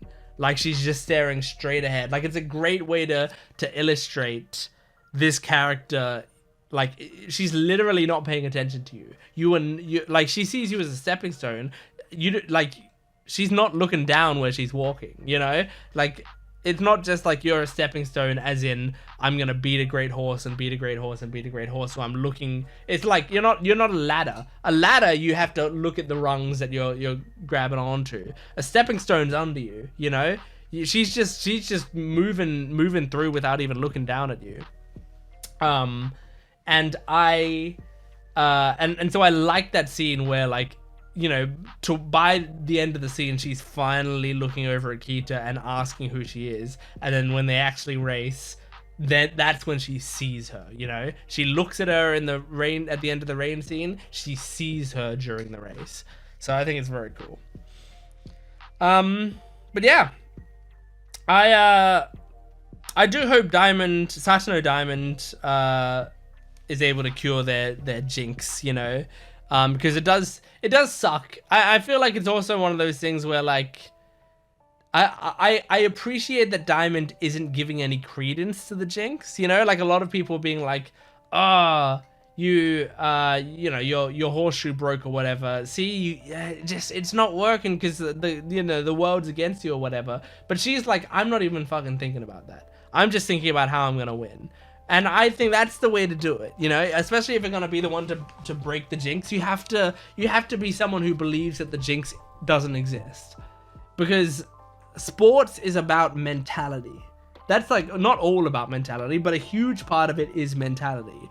If you like try to scientifically study, in basketball, having the hot hand, which is, you know, when you're shooting, you shoot a few shots in a row, and then suddenly you're like, oh my god, I can hit anything. And like the idea that like people can get hot and cold in basketball games, you know, rather than just like, oh, if they're a 40% shooter, they hit 40% of their shots.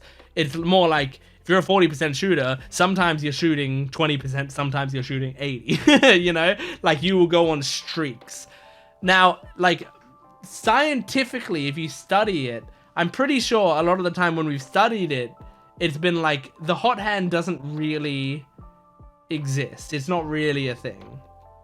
But if you play sports, you feel the hot hand, you know? Part of that is humans finding patterns in anything, you know? We're just going to notice when someone is hot, when they're hitting a lot of shots, right? And we're going to dismiss, it's confirmation bias. We're going to dismiss times where it seems like someone's about to get hot and then they miss a shot, and then it's like, you know, like part of it is that. I think another part of it is basketball players know about the hot hand, and when they feel like they've got the hot hand, they feel more confident, and when they feel more confident, they're more locked in, and they will take shots that they don't normally take, and take it with confidence rather than, you know, second guessing it. And when you can take stuff with confidence, your training can kick in and all of that, right? It's all mentality. The hot hand is just people's mentality changing as they feel better about themselves as they're playing basketball. And I play basketball. I've felt the hot hand before, and I know what it feels like. And really it is about mentality. Like I know it's because once I get more confident and comfortable with myself in a game, it's so much easier to fire a shot and do it the way I normally do it, because I feel good about myself. Whereas if I'm like second guessing myself, and if I'm like, oh my god, like we need to hit this shot to win, and I know I can't hit the shot or whatever, and I airball that shot every time, and I airball it because I'm thinking too much about it, I'm freaking out, and I can't get my form straight, and everything feels wrong, and the ball doesn't feel like it fits in my hand, and I just fuck it up, you know. So yeah, that, like, I think sports is a lot about mentality. So if you believe strongly in the jinx, you're not gonna break it. I like Diamond's way of doing things, where it's like I'm not even paying attention to that. I'm looking straight ahead. It's good shit. It's good shit. Anyway, next episode. Here we go. Satano group. I see. You can do it, Daya.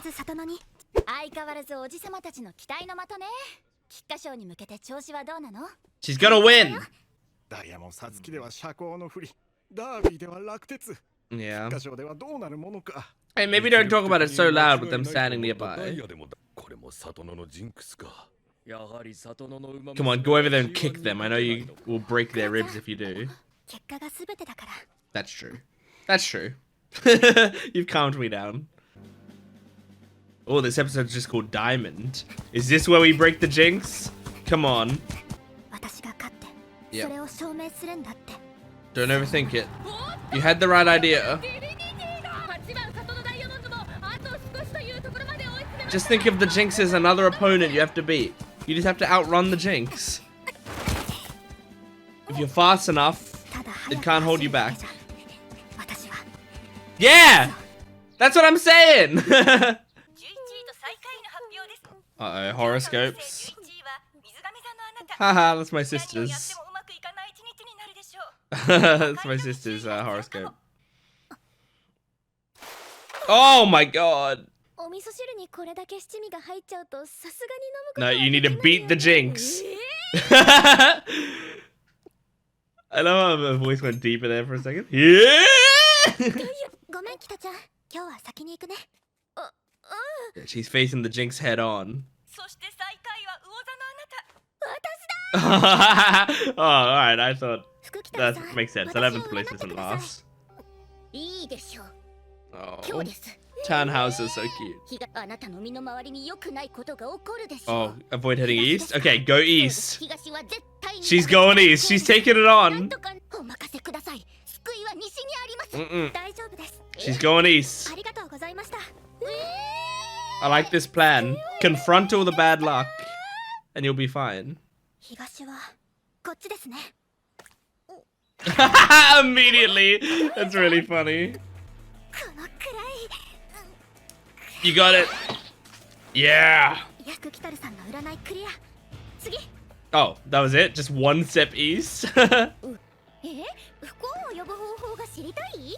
I don't even know you. Okay, so don't do Feng Shui? Whoa! Okay, go to a wood shop. A woodworking place. Or go into a forest, I guess? Mm-hmm.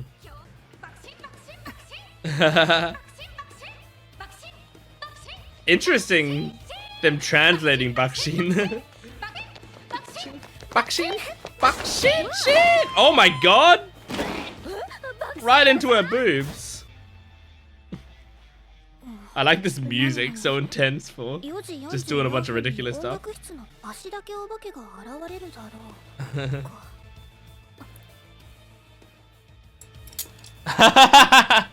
That's such a good bit. You put a key in the hole, but it goes sideways. Oh, oh, you're the ghost with only legs. Someone underneath you, yeah. Oh, because I get it. Kita's the one with the lower horoscope. So she's getting all the bad luck each time Diamond avoids it. So the crow and cat might attack Kita. Oh my god. Aww. Don't leave a crow and a cat in here. I'm surprised the cat's not attacking the crow. It's a very well-behaved cat. Are you reading more of the secrets, the wonders? Jesus! How much of that is honey? Is that a honey drink? It's not pure honey, is it? Oh. Now you gotta work that off. Okay. Stay there till midnight. Okay, the gate's closed. I mean, jump over it. Oh my god! Landed in a truck.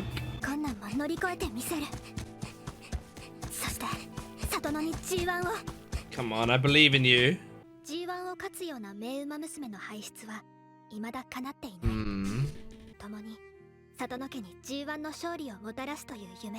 It's really sad to have all that put on your shoulders, though. You got the entire family's hopes and wishes riding on you. Aww. That's nice of you to say. Like, you're apologizing to her because you've put the pressure on her.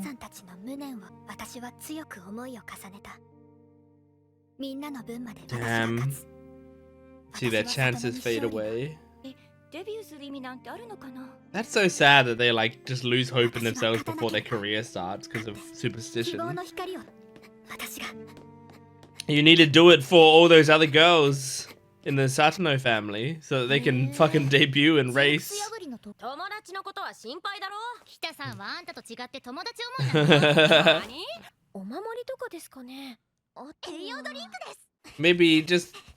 Maybe McQueen should do it. She loves McQueen. What about like a kiss from McQueen? On the lips. McQueen's here! It's gonna be a kiss from McQueen on the lips! Yeah, I know what Chad is code for, McQueen.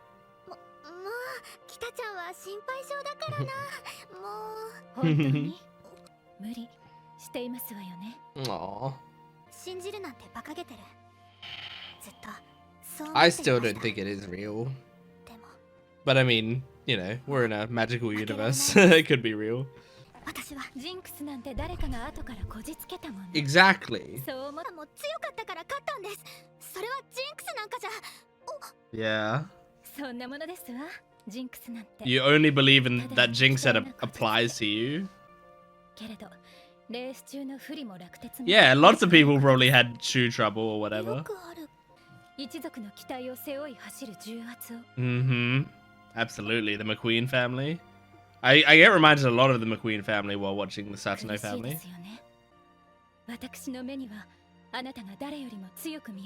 Yeah.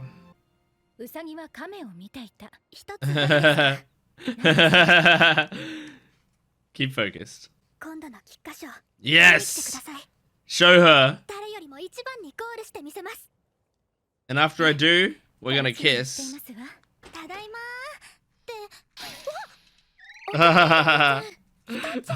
Good luck charms. Aww. They're so cute. Maybe the crow's still in the room somewhere. I don't like that the Satano family always has darkened faces. Oh my god. An astronaut watching.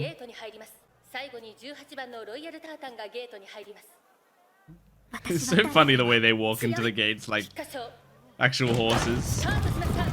When they could just like walk into them, you know, all at the same time normally. She's one of the strongest horse girls. Go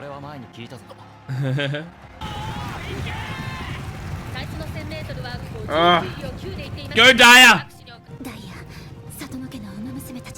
Yeah. If you win, all of the Satano girls will think that they can win. Yes. Go! Come on! Oh my god. Start taking out knees as you pass people. No, fuck off, Divinity. Actually, wow. Divinity being the one to be her like rival here is very funny. It's like divine intervention stopping her. I only just got that. That's very funny. Come on.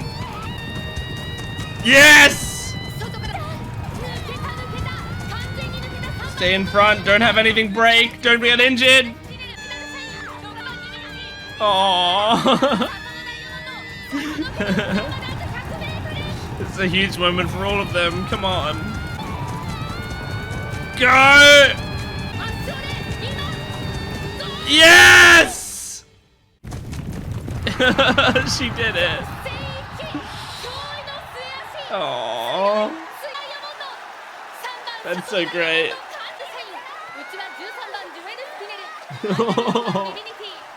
Seeing all of them cry.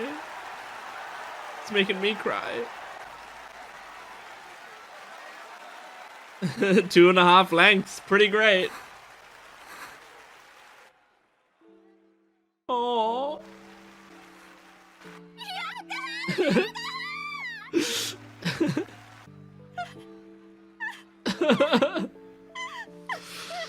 Oh, I didn't think I was gonna cry at this episode. Oh, that's the one who lost before in the dressing room. I love how they're letting this moment breathe. And the insert song.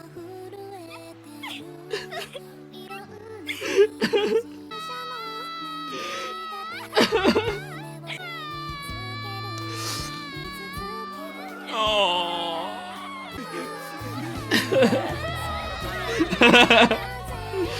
They're all crying. Oh. Oh, it's so cute. Oh my god, man.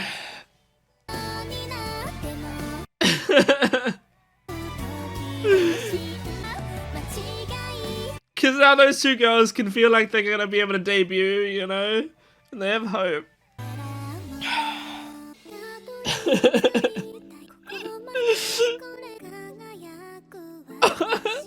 I love this girl.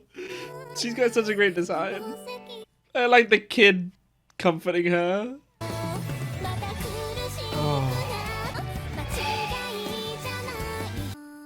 Incredible, man. This show does it to me where it makes I'm going through the episode and I tend to hit like the halfway point or the start of the race, and I tend to go like, well, you know, I like this episode a lot, but I'm not gonna cry because of it. But they do the conclusion so well. And then I like when they're doing the conclusion, I realize how much the setup mattered to me. Like throughout the episode, I think the thing that this episode did the best is like really drive home why it's important Diamond wins this race. Like up until this point, it's like, yes, I've been like, it would be cool for Diamond to win because I don't want her to be held down by this Jinx. But by the end of this episode, I didn't care about Diamond being held down by this Jinx. I cared about all of the Satano family, who, like, I think the strongest, the most important scene to me in this one was when she's gone past that room with the two Satano girls in it, and they're like, we thought Diamond was the one who was gonna win, and she's really strong, but like if she can't win, then like should we even debut? Like what's the point of us even doing that? You know, it's like the Jinx is so strong in these people's hearts that like these girls just don't feel like they can even chase their dreams. You know, it's not about like, oh, they try their hardest and still lose in the G1. It's like they're not even going to try anymore because they just feel like they have disappointment set up for them. And like that's really sad to see people not be able to follow their dreams because of a superstition. So like it was so important for Diamond to win this race, to like to bring that down for people so that those girls could continue to follow their dreams. And I just I love that. And you know what? Like I think it's gotta hurt in a way if you're like one of the, because they showed several of the older Satono girls crying over Diamond's win. It's like it's gotta be tough as like a senpai to watch her win and go like, so you know, like in a way you're like, that could have been me and I wish that was me. But I think also like in a weird way you might be able to take it as like, at least my losses weren't because of some jinx. You know, like I think at least, you know, there's a part of you maybe that might think like, oh, there wasn't a jinx, so I could have won. That's sad. But also, if you like dig even deeper, it's like, it's actually kind of liberating to know that you lost on your own merits. You know, you weren't being held back by a superstition. Because I think that's an important thing to feel, is like, even if you lose, I think it's important to know you lost, like that you were in control, because it's very frustrating. Like imagine if you're doing a some sort of competition, and then you try your hardest, you make something absolutely incredible, and then like at the end you do the competition, you show off the thing that's absolutely incredible, you think you got a great chance to win, and then the judges award the winner to someone else, and you're like, oh shit, like I put my everything into that. I thought I had it. If you found out then that the judges were paid off by the winner, then you would be like, well, fuck, man, that is the most like horrible thing in the world, because I could have won, but I lost based on something that was out of my control. But if you found out that the judges were very, very fair and they just liked to play like the number one better, it's like, you know, you can't then tell yourself I deserved to win, because you know that you lost by your own merits. But it's less frustrating because you know you lost by your own merits, I think, at least, you know. Whereas like it's, you know, if you find out that you could have won it but they were paid off, it's so frustrating going like, you know, if that didn't happen, would I have won? So I think that's really important for even the older girls who watch it. And I mean, it seemed like they knew that too, because they were crying while watching it as well. But yeah, I think that's like really important for all of them to take in. So I just think this is like such a beautiful episode. And I like this show, something it knows how to do.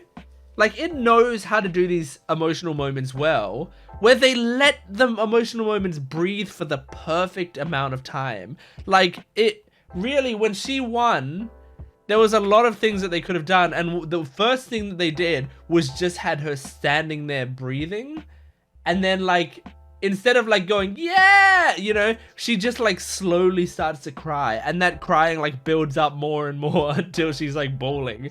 But like it builds up so slowly and is showing the reactions of everyone else, and like the show lets the crowd do the like, yeah, like it lets the crowd do the hype, and let Satono Diamond have the slow building emotion of it.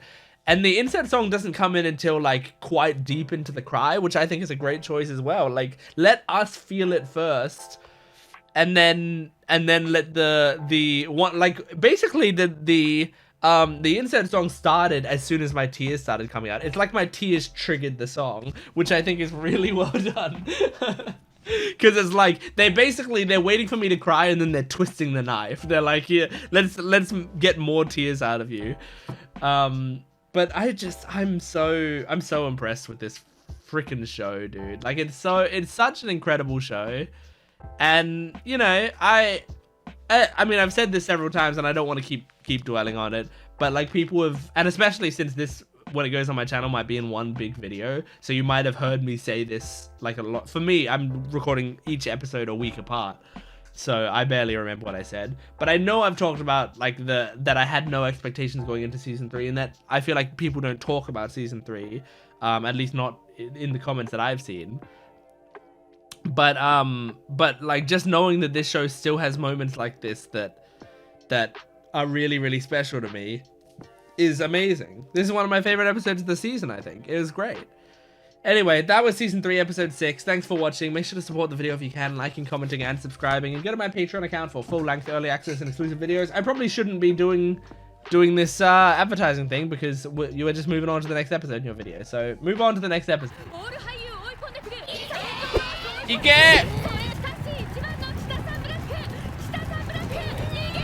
Yeah! Good shit, Kita. She just had her violin just on the ground there.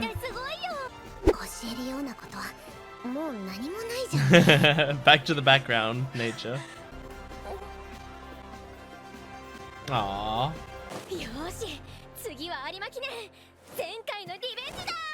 Okay, the Kinen coming up.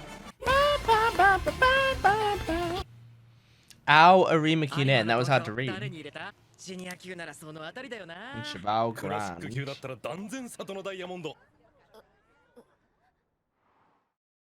Ponies. Interesting to focus on this girl. I barely know anything about her.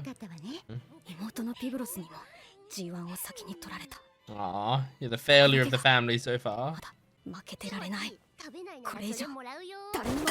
Oh my god.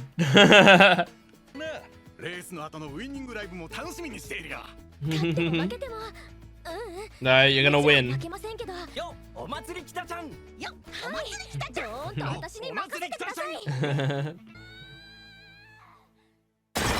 Oh my god, what was that? Jesus Christ! She's destroying all of them. Oh my god, one-on-one time with her? With Teo? Oh, it's like a date. Oh, I thought they were on the swans. They're just watching them? Aww, those big eyes. I'm getting emotional again. Aww.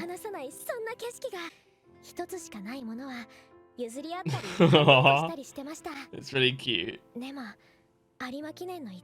Yeah. You gotta fight for it.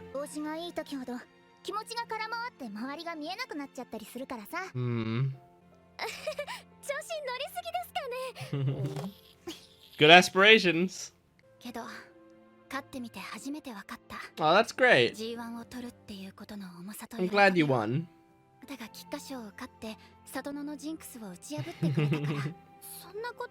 Well, you gave them all courage. A new jinx.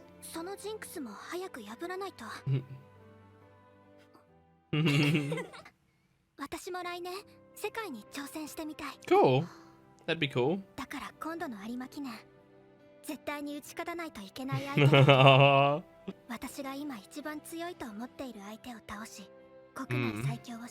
Yeah, it's about you respect her.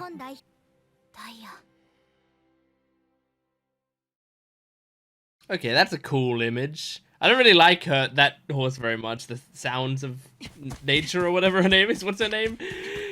But sounds of earth?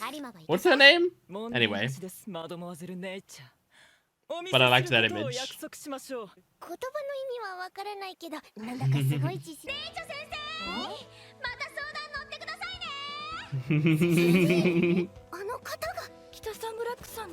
Oh my god. Nature's gonna get so much more respect.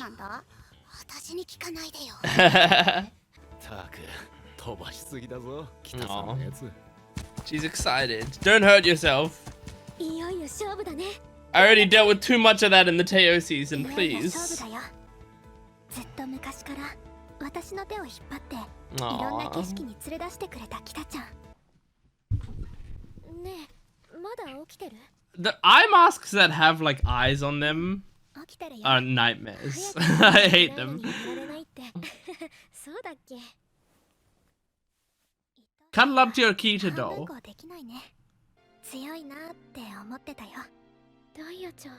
Aww. そろそろ寝なきゃね。おやすみ。おやすみ。 Both of you grab your dolls of each other. They're right there. What happened? Oh, did you lose to her in your dream? Oh, you're all good. あれ？ダイヤちゃん？ There's a note.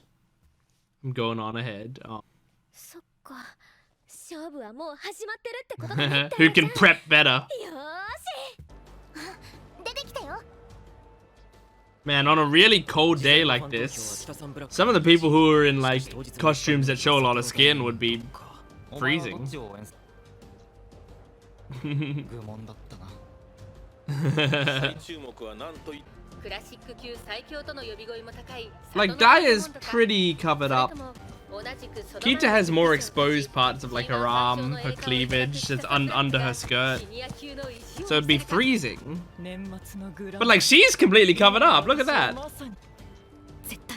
Hmm. Yeah, I mean, did they set up the Cheval Grand thing? Cause she's gonna win? Like, I don't know. Who did they set up to win this match? This race? Don't talk to me. いいレースにしようね。私が勝つよ。北さんブラック。 She's doing the Michael Jordan thing. You have to hate your opponent. Hate them in your head, and then you'll destroy them. ダイヤちゃん、すごい集中力。 Yeah. Daya, you just do it the way you always do it. Not Daya. Kita. Also Daya. Okay, here we go. Read fantasy. Sorry, read fantasy. A no-name horse already won this season. 2 of them can't win. いける。行くしかない。 Okay, gonna make your moves?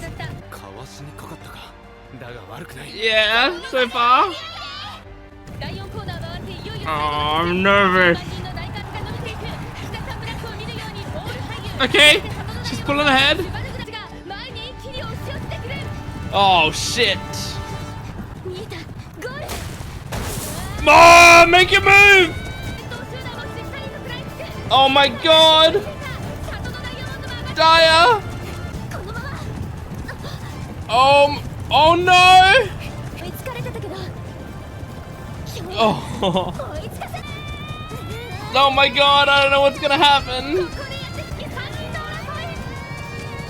Jeez. What if Ohio takes it? I don't know. Or what if Cheval comes out of nowhere? Oh my god! I think that was Daya, yeah! Shit! Oh my god!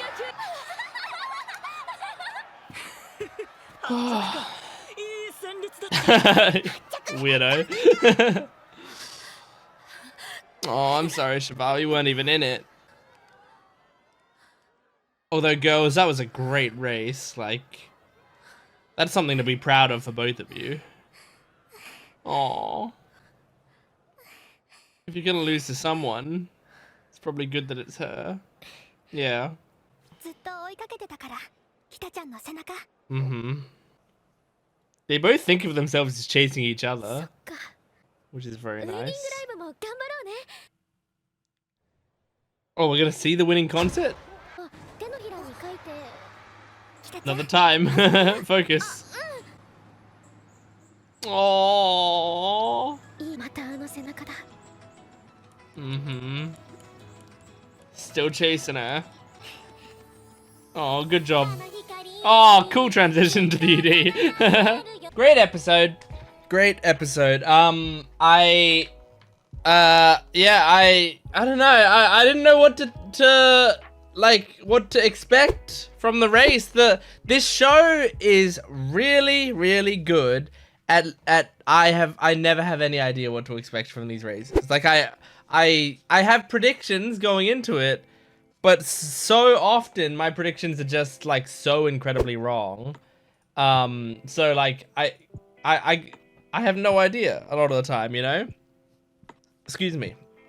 But yeah, like with this one, I feel like they really tricked me just by having Cheval Grand like be the one that like started the episode, and we like were focusing on her, and then she like doesn't really relate to the episode. Now they're probably, if I had to guess, setting up her arc for in like next episode or in a few episodes time. We're gonna see more of her stuff, and they've set it up here so it's ready, so that we see like we have some expectations for her, and then she doesn't really show up in the race very much, and then we see how disappointed she is afterwards. So like I think they're setting her up for future episodes, but regardless, I think it's really a really cool like thing that they did to set that up, because throughout the race, I'm thinking like, is Daya gonna win, or is Kita gonna win,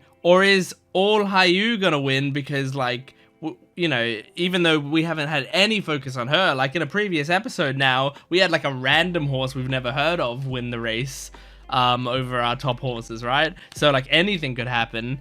And then, you know, but you're also thinking like, oh, but maybe Sounds of Earth is going to come forward, or maybe Cheval Grand, because she was set up earlier in the episode. Like there's so many different ways that it could go. So like when one of the two girls that they've been setting up to win the entire episodes wins, it's actually kind of a surprise. But yeah, I think it's really interesting, because like I didn't know who was gonna win, but once Diamond wins, like this always happens with this show. Once the character that wins, in my head I'm like, well, of course, like that's what they were setting up the whole time. Of course, that makes so much sense that they were setting it up for that to happen. But like you don't know at the time. Like those setups are only like obvious in hindsight, you know? And so yeah, I just think it's really cool. But yeah, now she's like watching Daya from behind again, is what she says. Which is funny, because like when you hear them talk about each other, they both talk about each other like the other one's ahead at all times, you know? And so this was like their way to compare it to each other properly. And Daya just barely won it. But these races, I mean, they're by like... That was probably by a nose, that one. I mean, like, what... That episode, which Arima Kinen was that based on? I wonder if I can, like, find that out, to see, like, what the real race was. Okay, I found the real race. And yeah, I mean, it was, like, exactly like in the anime. Like, it was fucking close. I mean, that's like that's a head, I think. That's like a head ahead by the looks of it. But like, wow, really fucking close. So like that's, you know, that, and the Arima Kinen is a long race, right? I'm going off of this is off my game knowledge now. Arima Kinen's a long race, right? So if it's a long race, like those small differences, that's even crazier, I feel like, when there's like a tiny distance, because like it's a huge race that they're going around, that by the end is only by a tiny bit. Like the tiniest mistakes throughout the race could have cost you that length, you know? So yeah, like that, so close that like either of them could have won that just from the smallest difference. Like, as I said, I mean, obviously, look, this isn't canon. Like, as in, you know, this obviously didn't have anything to do with it in real life. But, like, let's talk about the fiction of the show. In the fiction of the show, they have outfits on, and different outfits. I mean, the thing is, like, they do kind of, like, the in-universe thing, assumption with these is that the outfits power them up. Like, not literally power them up, but like the outfits, they don't hamper them at all, and they give them, you know, like they give them more motivation to run well. That's the, like, I think that's the in-universe, like, assumption that we're making, is that these uniforms aren't getting in the way. Because otherwise, everyone, like, they wouldn't be wearing that bullshit, you know? Or they would cover it in the show. They would say in the show, like, well, that's not fair because I have a huge flowing dress on and you're, like, you have these tight shorts or whatever, you know? But also, like, if we do try to think about it in the fiction of the show, as I said, they made note of the fact that it's a really cold day.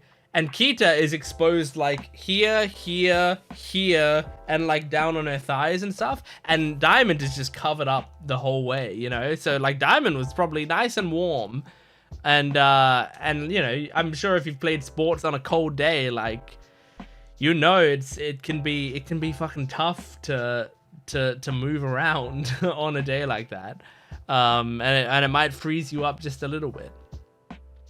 But yeah, obviously that didn't have anything to do with it because in the real life race, the horses are the same amount of covered. Like the real Kitasan Black wasn't showing any cleavage, I don't think. From this footage, I can't see the horse's cleavage in this footage at least. So anyway, it was a great episode. I really liked it. Now I wonder, like, where do we go from here? Is it like her trying to catch up to Diamond and, like, maybe she only has one more chance to beat her? Like, there's only one more race that they're both going to be in, and that's going to be at the end of the season? Or I don't know, because Diamond did say she wants to, like, start running overseas, but first she wants to do this race. So is that Diamond actually, like, she beats her and then fucks off overseas, like we don't get to race her again? I don't know. But anyway, good on Diamond though. I mean, I can't be too mad because she earned it. She's a great horse. We love her. She's adorable.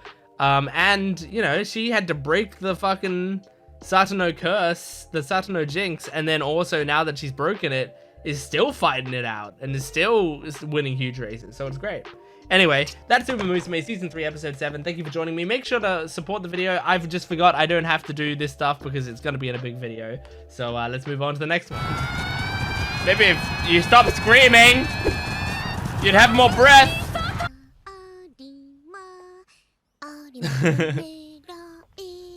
Hachimi, Hachimi.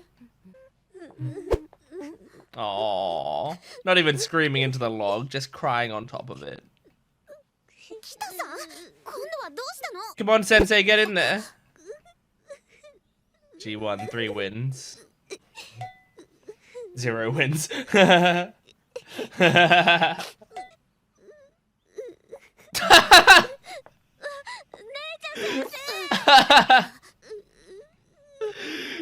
She just like, you got nothing to cry about.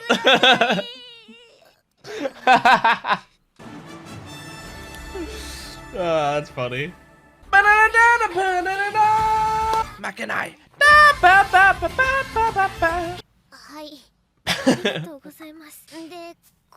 Nature has to be the one to comfort her. No, we got into a race. Yeah. Yeah. That's what I think. I said that in the last discussion. So were you though. Aww. I feel like a lot of that is also in hindsight though. She feels so much stronger because she won, you know? Yeah! Aww. I love nature, man. The 3 goddesses. Dai is dripping with confidence now. Get 2. Get 1 for your friend.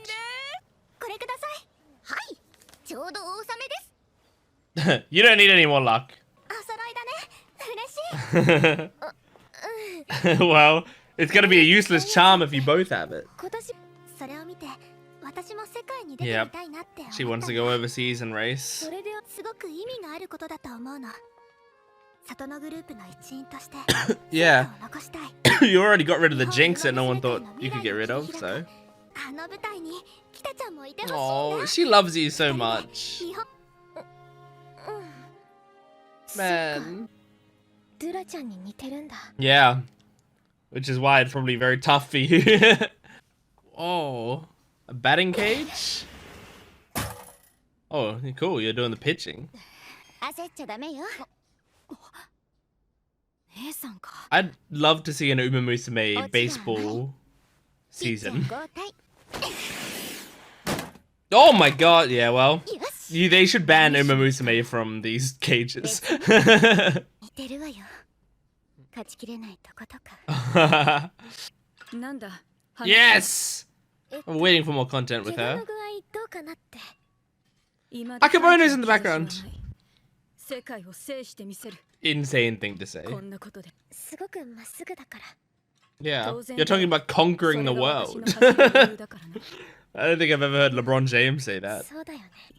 一等まばゆく輝くも I don't know, marrying 成し得たい Diamond? 何か成し得たい何か Mm-hmm. あるだろう。 At least, like, look, she's looking at you right now. You know, she's asking you pointed questions. She's conversing. She stopped working out to talk to you. That's a big step up. Is that the only Akabono we're gonna get all season? She's in the OP for like 1 second, and we saw her in the background just then working out. Is that it? ないな。 Yeah, you see that Kita's struggling. はちみはちみは There we go. ちみをなめ No, don't show me fucking spiders. よし。 There's no reason to show that. 帝王さんの夢って無敗の三冠 Yep. 馬娘になることでしたよ Didn't ね。 work out. 帝王さんは走り続けてました She よね。 pushed through all of it. まあね。三冠はダメでも無敗の馬娘を目指すんだって勇気をもらえたんだ。その後もまた I'm getting emotional くじけた again. り迷ったり目標になってくれた子がいた。 Mm-hmm. 諦めるな You って can let Daya be your goal. Or Duramente be your goal, or all of them. Every time I see that, I get emotional. 会長みたいな強くてかっこいい馬娘になれてない。 Oh, that picture in the background. ドリームトロフィーリーグを目指した。 Mm-hmm. Oh my god. Oh my god, what a crazy way to stand up. 今なでもきっと大丈夫だよ。 Yeah. キタちゃんも持ってると思うから。 I mean, it's gotta be helpful to know that Teo went through a lot of struggles with what her dream's supposed to be. So you struggling with it now is par for the course. Oh, some young horse girls. お父さんのライブ。 That's right, I forgot about that. さらにお得だよ。持ってください。今なら Yeah! Get 1,000 bananas. 今日は冷えるね。ジャージじゃ寒くない。 Aw, what a nice guy. 走ってきたので、有馬は。そうそう。そういや、秋田ちゃんにいいもんがあるんだ See, よ。 look, they're not disappointed ちょ in っと you. 待ってね。そういえばあれだよ、北ちゃんの。 Aw, support sale. さあ、いらっしゃいいらっしゃい。 Aw. 揃った。いい人参が入ったんだよ。 Oh my god! So many carrots. 持って帰ってさ。今夜は腹いっぱい。 Oh, that's so cute. じゃあこのトマトも持ってってよ。 Holy shit! 甘くて And it's good trading. You have to carry bags on the way home. 大切なスターなんだから。 Yeah, they're proud of you. スター。 Aww. See, you're still inspiring people. That's your dream. Jesus! Okay, I only have 2 hands. 蜂蜜好きでしょ？ Deliver them to my fucking room. We've already got a fish, man. Find something new. Okay, that might work. You can be like Nezuko. I mean, well, actually, no. You can be like Tanjiro. Holding Nezuko. いや、よかったよな。なんか特にさ。 Yeah. だけで泣けてくるよ。クラクラするくらい眩しい場所。私の Oh. 最初の夢。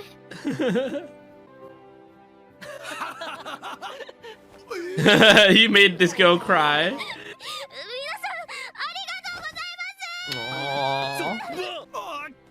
Aww. I mean, you guys don't know how much you probably just changed her trajectory.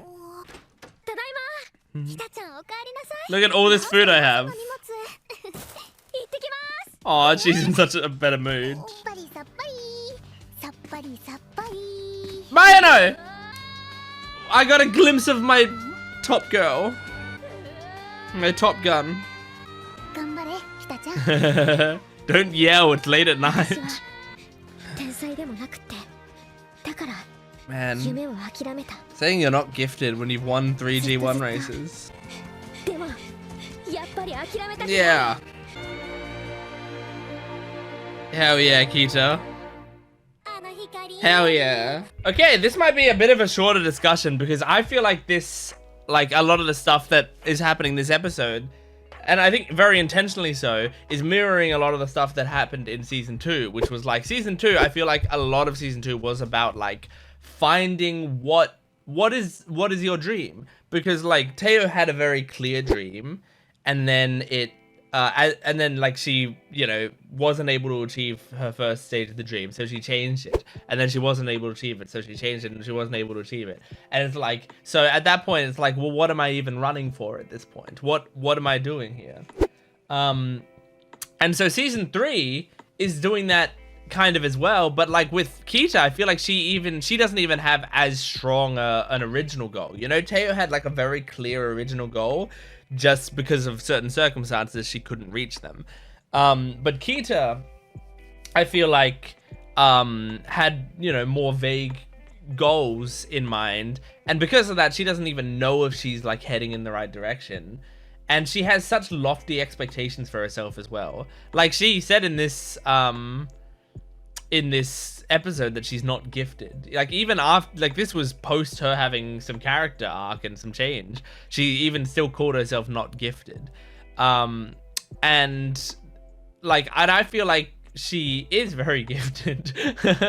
Like, I think maybe she's not like prodigious, like maybe she's not, you know, the like an anomaly, but she's, you know, incredibly gifted and incredibly talented. And so she like has, you know, worked hard. She's gotten here. She's winning some races and she's losing some races. But I think because it's like not such like her, she doesn't have a clear legacy right now. It's very difficult for her. And when she's grown up beside Daya, and like the entire time has sort of been like comparing herself to her, when she loses the race that they've been building up all of this time, it's hard for her to feel like, you know, like, I think it really would feel like she's the failed horse girl, you know, even though, as Nature said, and as Nature said that the news articles were saying, it was such a close race that like you do it again the next day and Kita might win. Kita might win by 5 lengths the next day, you know, like it was such a close race that it's impossible to tell who's actually the better racer. It really like could have come down to the way the ground felt with one of their steps, or the condition that their shoe was in on that day, or the way that the wind hit them, or like just one of the other Uma Musume like cutting them off for a second. All of that would have changed the results drastically. So yeah, like, it's very sad to see Kita be so down on herself, but at least, you know, she's picking herself up. This is another episode of like recentering your dreams, recreating your goals, and trying to find where exactly you want to go. Do I think it's gonna stick with her? I don't know. We have 9, 10, 11, 12, maybe 13. I can't remember. So 5 episodes left. I think. So, like, this would be about the time that you recenter your goals, and then now it's, like, chasing after them for the final episodes. But also, like, I feel like things could really still take a turn and for the worse, and And she might have to pick herself up out of deeper trenches. I don't know. But I'm looking forward to it. I want to see where her journey takes her. So anyway, let's move on to the next episode. Here we go. The Hanshin Daij didn't read it all. Satono Diamond wins! Oh my god. Interesting having this be letterboxed. Kita's got this. No matter what. See the Spring Tenno show.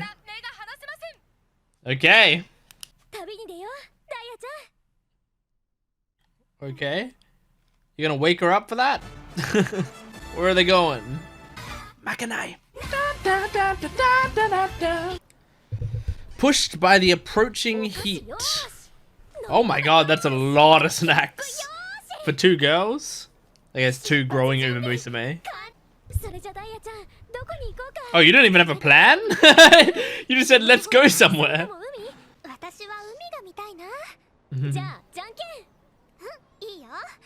I like that even when they're disagreeing, Diamond won again. Even when they're disagreeing, they're so nice to each other. Is Diamond just gonna win like a lot of little things throughout the day? You know, because she just won the rock, paper, scissors.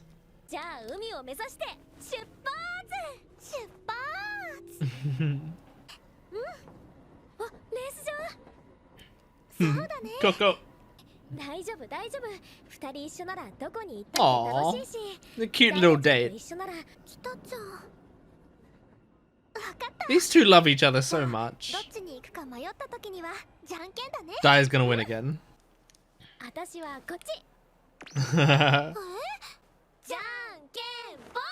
Dai won again.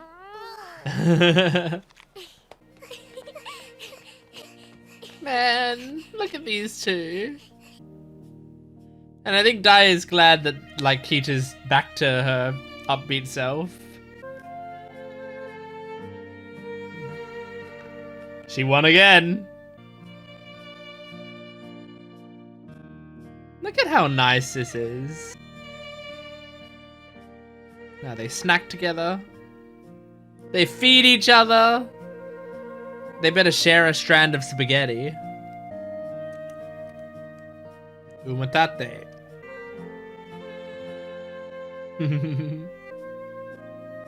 Oh. I mean, this is straight up a date. No. Cool shot. I like seeing the rings, you know, get smaller and smaller. Yeah. Will it be your last trip if she goes overseas, you know? You sense that energy? I'm gonna beat the shit out of you, bitch. Throw her into the ocean. No more competition. Okay, I believe you. I believe you. You brought her all the way out here to shit talk her in front of the ocean. So you can do it. Oh, but look at like the love. It's like she just said like I'm gonna destroy you in our upcoming race, and it was like a declaration of love almost. Well, let's see. This reminds me a lot of McQueen and Teo. Obviously, it's supposed to be kind of paralleling that. Like their whole thing about like finding a reason to race. Whew. Yep. No random horse better win this. It has to be one of those 2. It's gonna be Kita this time. It's gotta be. Sorry, Cheval Ground. I know your story's been built up little bits. You're not gonna win.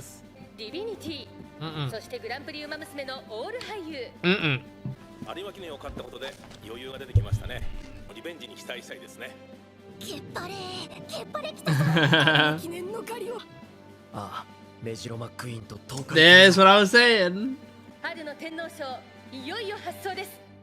I'm ready for it. Ooh. Oh, this is cool. Whoa.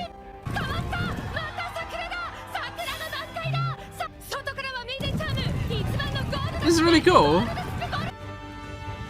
This just showing the legends that you're gonna join. That was a cool little video. Is that something that happens in the actual race? Like they show a video of past races? I wouldn't be surprised. You got this, girl. I feel like you've never been more focused. And I feel like focus is like one of your big weaknesses, so... Wow, there's like no crowd right now. Go! She got a good start.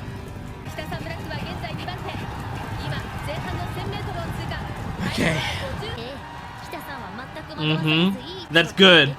That's good. She's not letting herself be caught up in dueling with a random person. Ah, I'm so proud of her. That's a lot of maturity. I really believe in Kita right now. I really believe in her. Yeah, see, she can't keep it going. So it's good she didn't duel with her. Whoa, cool shot. Hell yeah, Kita. Oh, look at the fire. Cheval Grand's coming up. Come on, Kita. She's doing well. She's making a move. Oh. Whoa. Oh, is she locking in? Please tell me this is her locking in, not her getting hurt. It's her locking in. Oh my god, we're gonna see her explode off her footstep. Oh! Oh my god! What a cool animation. Oh, she altered. Hell yeah. Aww. Oh, the memories. I was dragging her along everywhere and she did it again recently. And now she's in front of you again. Just like it should be. Yeah! Destroyed him! Hell yeah, Kita! That's awesome, Kita. Damn, yeah, Diamond didn't even beat Cheval Grand.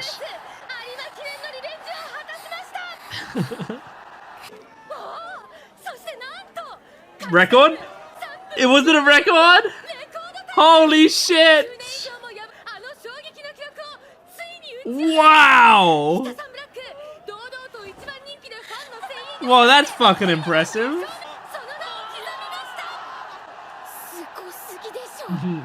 Oh, because of you, Sensei.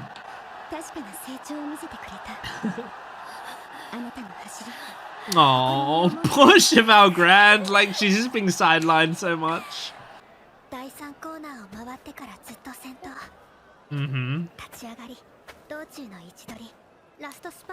She did a perfect race, yep. Oh. Yeah.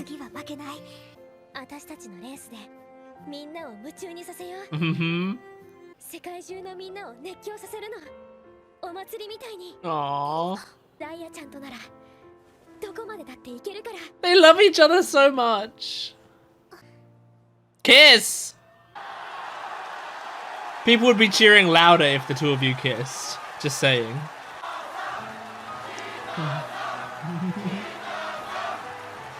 Aww. So awesome. Whoa! Credits, credits! That's crazy. You would think that's the end of the season, but there's still like 3 or 4 more episodes, I think. This is a good song. These are gay horses. I love them. This was a great episode. It just really nice to see, like, it was just half the episode is those two going out together, you know, remembering how important their friendship is to them and like getting to like redo the stuff that they've always done, and then, you know, allowing Kita to confidently like stake her claim in, I'm going to win this next race, so that she can give herself the confidence she needs, and so that she can, like, you know, she's sort of taking a page from Daya's book there, because in that previous race, like, she was so intimidated by how powerful Daya seemed in that race. You know, like, before the race, she was like, she had so much aura and I didn't have any of that. And Kita did it her own way, you know? She was like, I'm gonna do that too, but I'm not just gonna like wait till the race and go like, I'm gonna beat you. Instead, it's like, I'm gonna do it my way, which is, we're gonna have a great day. We're gonna spend time together. I'm gonna show how much I love you, and then I'm gonna show you at the end that, like, I love you so much that I'm determined to beat you. Like, that's how much I care about you, is that, like, that our race together is gonna be so special to me that I'm taking it the most seriously I've taken anything in my life. And I just think that was a really sweet scene, and then it was a fun race, and I was so proud of Kita. It was the least surprised I've ever been in a result in this entire series, I think. Like, I just, like, you know, the thing about this show is, like, a lot of the time they will, like, build it up in such a way that I'm like, I don't know where it's going, you know, like, I really don't know. This race could go either way, and I don't know what's gonna happen.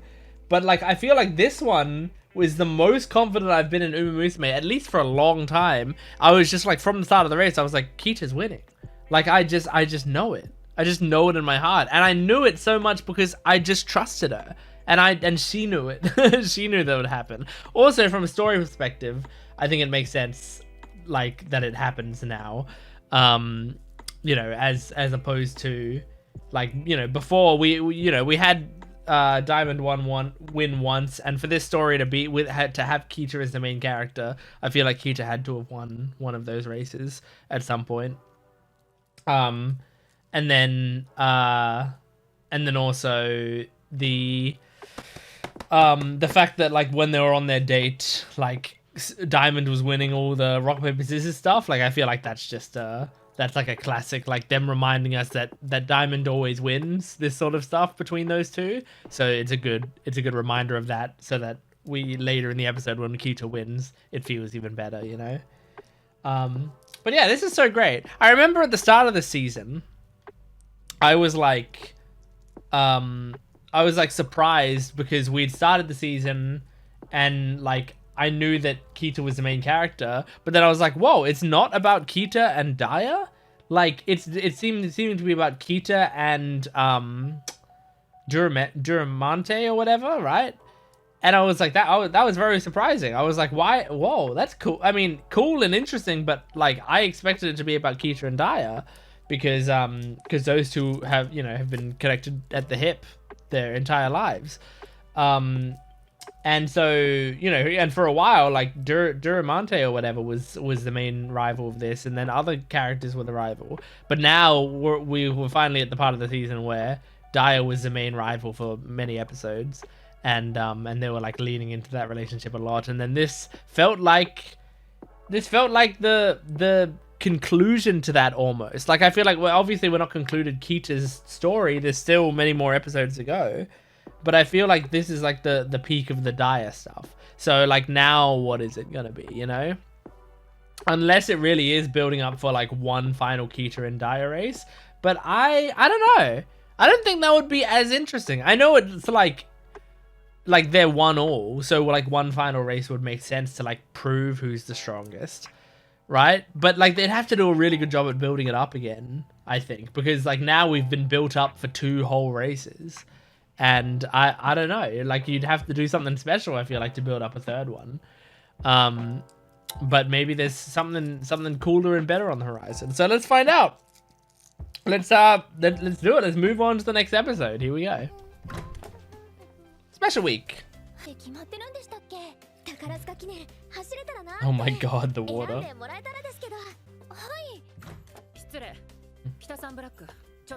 A little busy right now. Oh my god. Makanai. Festival. Yeah, I feel like you're like the festival girl. Aw, cute. That's what I said. You're the festival girl.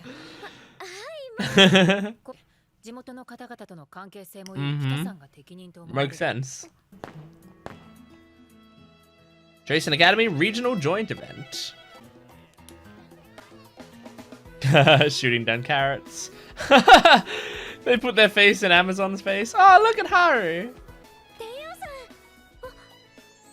Whoa. Oh my gosh, Teo. I like the hairstyle. Oh my gosh. Suzuka. For some reason, I like seeing Suzuka's different hairstyles. I think her character looks the best when she changes her hairstyle. Oh my god. Of course vodka suits it. That's so cool. I like that they did that rather than like a maid cafe, they did the butler thing. Oh, well here's the maid cafe. They couldn't resist.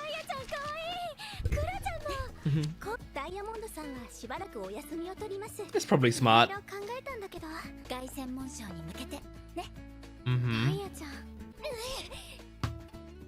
There's Oni? Is that what that is? Hit him in the navel and get a prize. Aw. Oh my god, she's gonna destroy this thing. Oh, it's Cheval Ground. Yep. Oh, you get a little Kitasan! That's awesome! I want a little Kitasan. Alright, so Takarazuka Kinen is what we're doing at the end of this episode, I imagine. I wonder if Cheval Grand will win this one, you know? Die cutting. Oh, one of these things. Oh, something you're not good at, huh? I like that she, like, remembers her name. It's so simple, but... And she's smiling? This is crazy. And asking questions.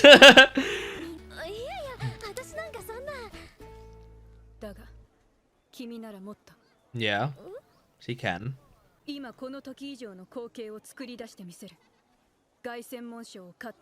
Well, you couldn't even cut out that shape from the little square, so. Alright, that's the Duramente that I knew.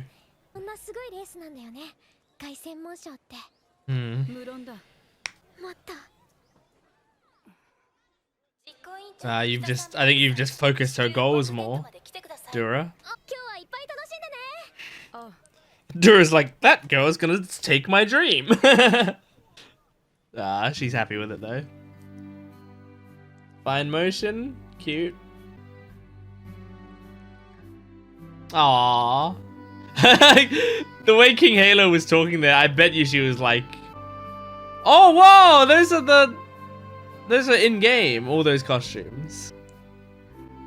I bet you King Halo was like talking it all up, you know? Fucking Ogre Cat being jealous.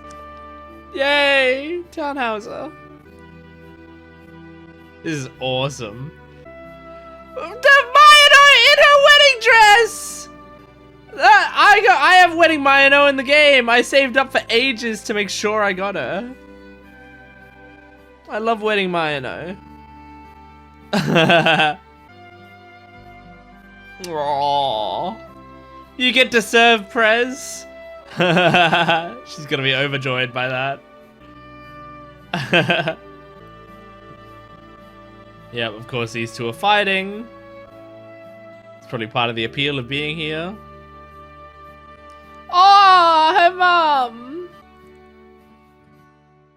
This is a great montage, man.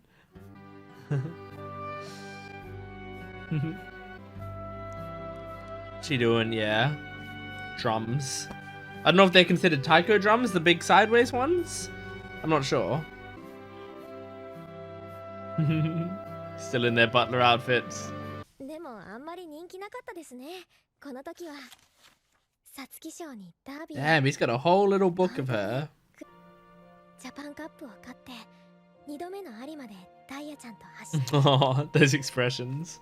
消耗の激しいレースが続いたが、お前ならやれるはずだ。Mm-hmm. そして挑戦したいです。 Uh-huh. 海外に。 Yep, thought that's where you'd be going. いろいろとみんなに喜んでもらうために、私に何ができるのか。 And I mean, the people you respect most are doing it. 誰かの思いや願い。凱旋門賞登録の手続きしておく。 Aww. ありがとうございます。 Nice. それじゃみんな待ってますから急いでくださいね。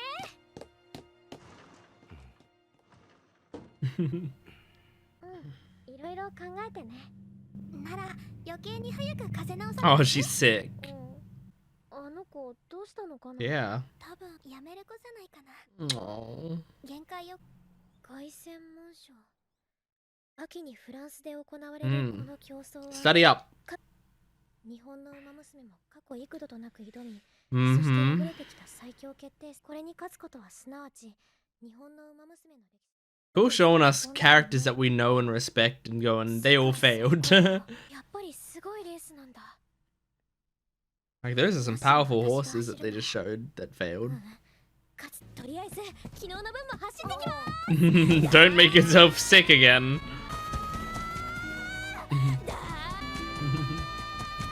She always screams the whole time. In the long run, it probably helps with her stamina. Since when she's racing, she doesn't have to scream. 北さんが海外挑戦？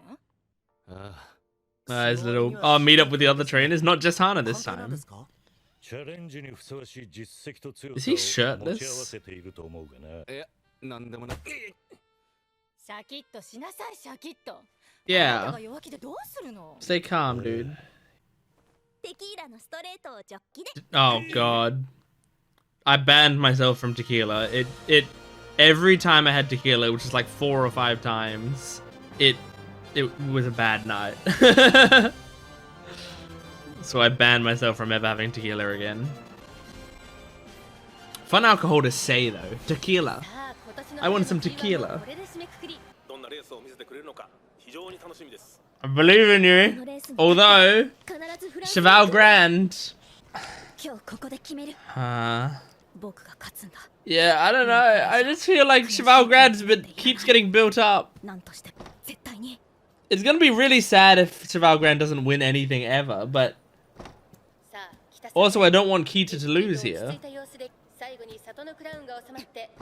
I like Satono Crown, but I have no expectations from her right now.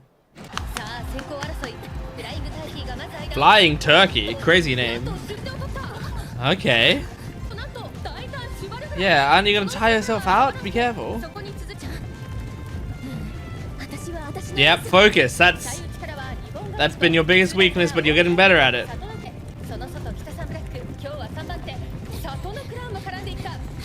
Okay, trip crown. Yeah. Oh, she might have a plan. Okay. Oh no. Is she not able to burst forward like she thought she would? Oh shit. Oh. I feel like she's in an okay position. Oh, from that angle it doesn't look like she's in a great position. Oh my god! Crown! Oh. Is Crown gonna win? Oh. Holy shit! Crown's gonna win! Cheval Grand is so far behind. Damn, man. Damn, man. I mean, I love Satono Crown as well, so that's fine. But that's so sad for Kitasan and for Cheval Grand, man. Good job. You worked hard for that, so. Poor Cheval Grand, man. She can't catch a break. Man. Oh no, don't spiral. It's okay. Oh, it really feels like everything's falling apart. It's one race. Sometimes you have an off day. That's what it's like to be an athlete. Oh no, that was really scary how panicked she was. Okay, that was a great episode. I mean, man, they really did though in the first half. They're like, oh, it's a fun slice of life episode. And the rest of the season's gonna be, you know, really upbeat and positive and exciting, and it's just you're just gonna be witnessing a victory story is what's gonna be happening here. And so I I was anticipating us watching some victories. Like I was a tiny bit suspicious when she was like, when she's like thinking one step ahead, and I think also that's something. I think that might be a very definitive, like intentional character flaw on the writer's part for Kitasan Black. Is like when she starts to think ahead is when she loses. You know, like she's gotten better at trying to focus in races, but even so, she's still, I feel like, you know, she starts to get into a role and she starts to get comfortable with where she's at, and that's when she kind of has expectations for herself that go beyond where she's at.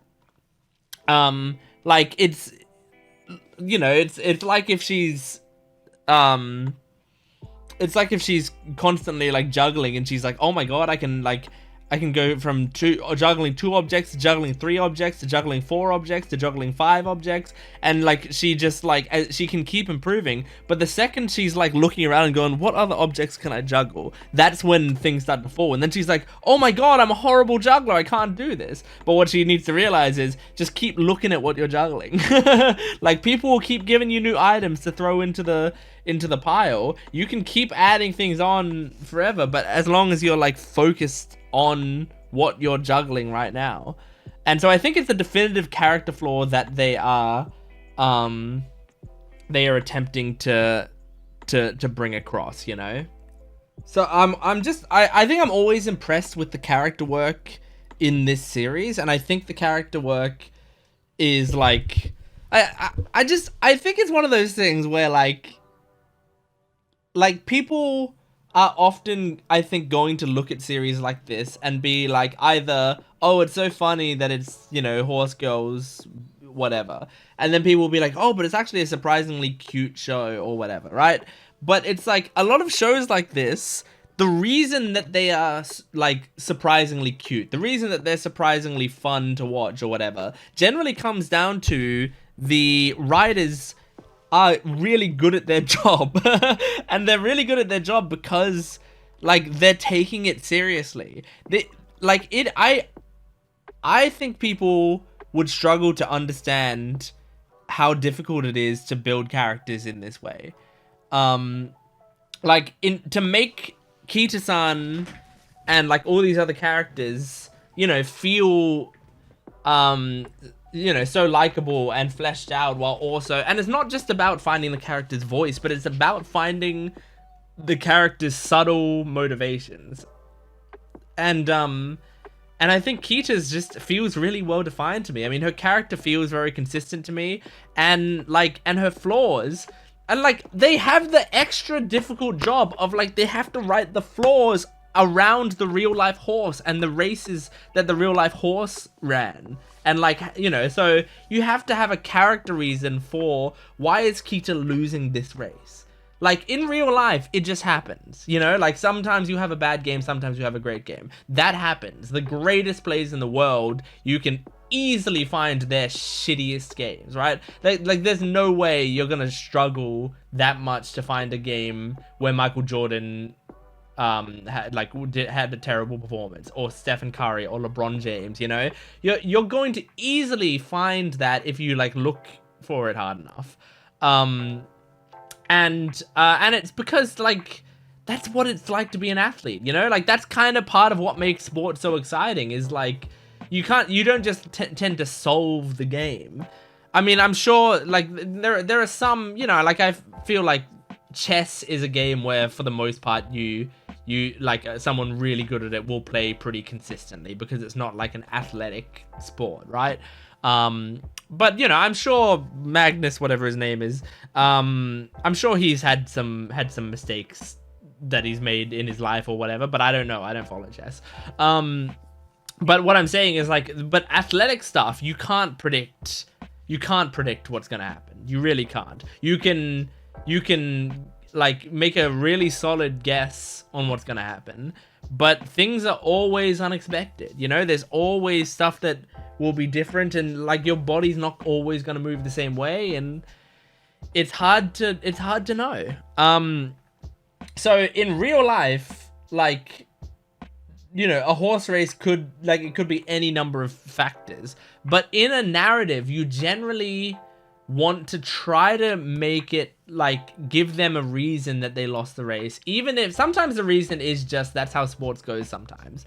But you have to, like, really fit that into the narrative of, like, if the solution, or if the answer to this is sometimes that's how sports goes, like, that feeling still needs to resonate with the main character. They still need to kind of feel that, like, they tried their best and they still didn't get there, you know? And we need to, so, like, it needs to fit into their character arc somewhere.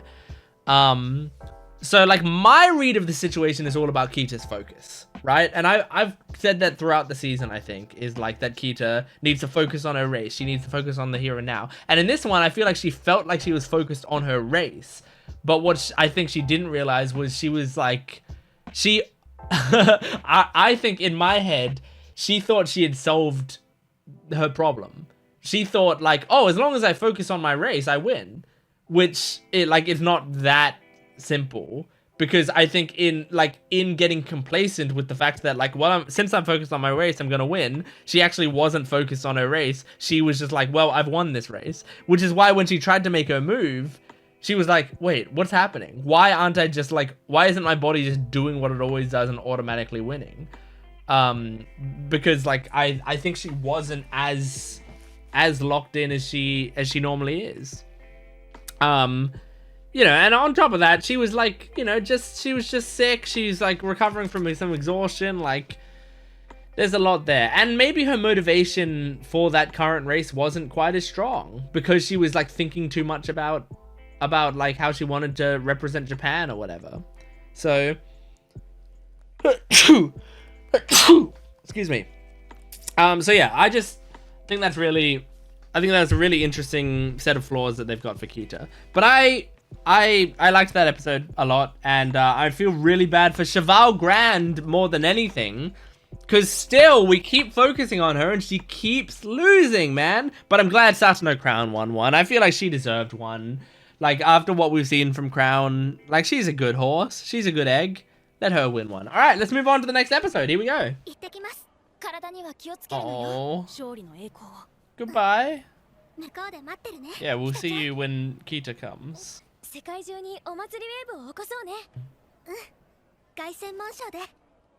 Aw, I like her hat.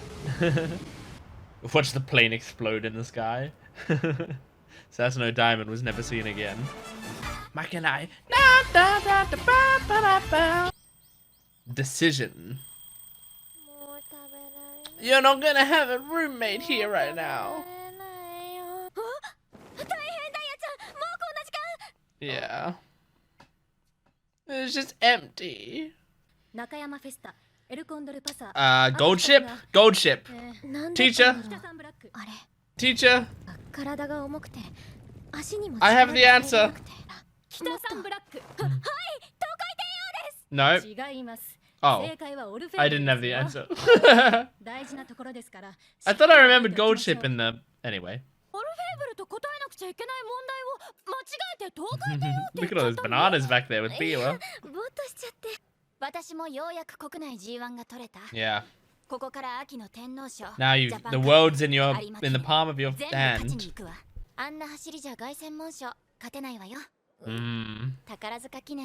調整不足だったんじゃない？ I don't know what happened. そうだったのかな。 I think you trained a lot. シュバル？おかわり。 You were sick, but other than まだ that. 食べるの？あ、よかったらこれどう？ Although I think I read in that real 今日は朝食ね、 race, 北さん。 the jockey said he had no idea why Kita didn't run well that day. おはよう、ダイヤ。 Ah, you put the little, you put the toy in the bed. But then you can't sleep with the toy. And that's important. 爆心爆心 Bakshin Shin! ごめんなさい。うっかり歩きスマホしちゃって。 the sign in the background. Don't overwork yourself, girl. よし、なかなかいい Okay. 感じだ。 As long as you're doing it with trainer, he'd make sure you don't overwork yourself. どうしたの？すみません。もう一本行きます。 She should make sure she's doing visualization training as well. Like, really imagine you're in a race. Don't just run. 何かが。うん、悪くないぞ、北さん。 She did. Oh, I thought she wasn't stopping. 最後あんまり踏ん張れてなかった気がしたんですけど。 Ah, she's got でもタイムは維持できてるぞ。 got high expectations for herself. どうした？もうちょっと走ってみます。なあ、待て You have 待て to 違和感があるから communicate 無理はすんな with him as much as you can. 今日は上がって早く休め。でも。北さん。 He knows what he's talking about. わかりました。お先に失礼します。 She goes and runs around again. だけど、もう一本行ってきますね。 That's a cute girl. I don't think that's like a named Uma Musume, but she's cute. あんなに走れるんだ、あの子。 Hey, gold ship. What the fuck are you doing? さっぱりさっぱり。 Whoa, that's your lunch? It's like over your height in bread. Oh, yeah, you can tell her. You can tell her.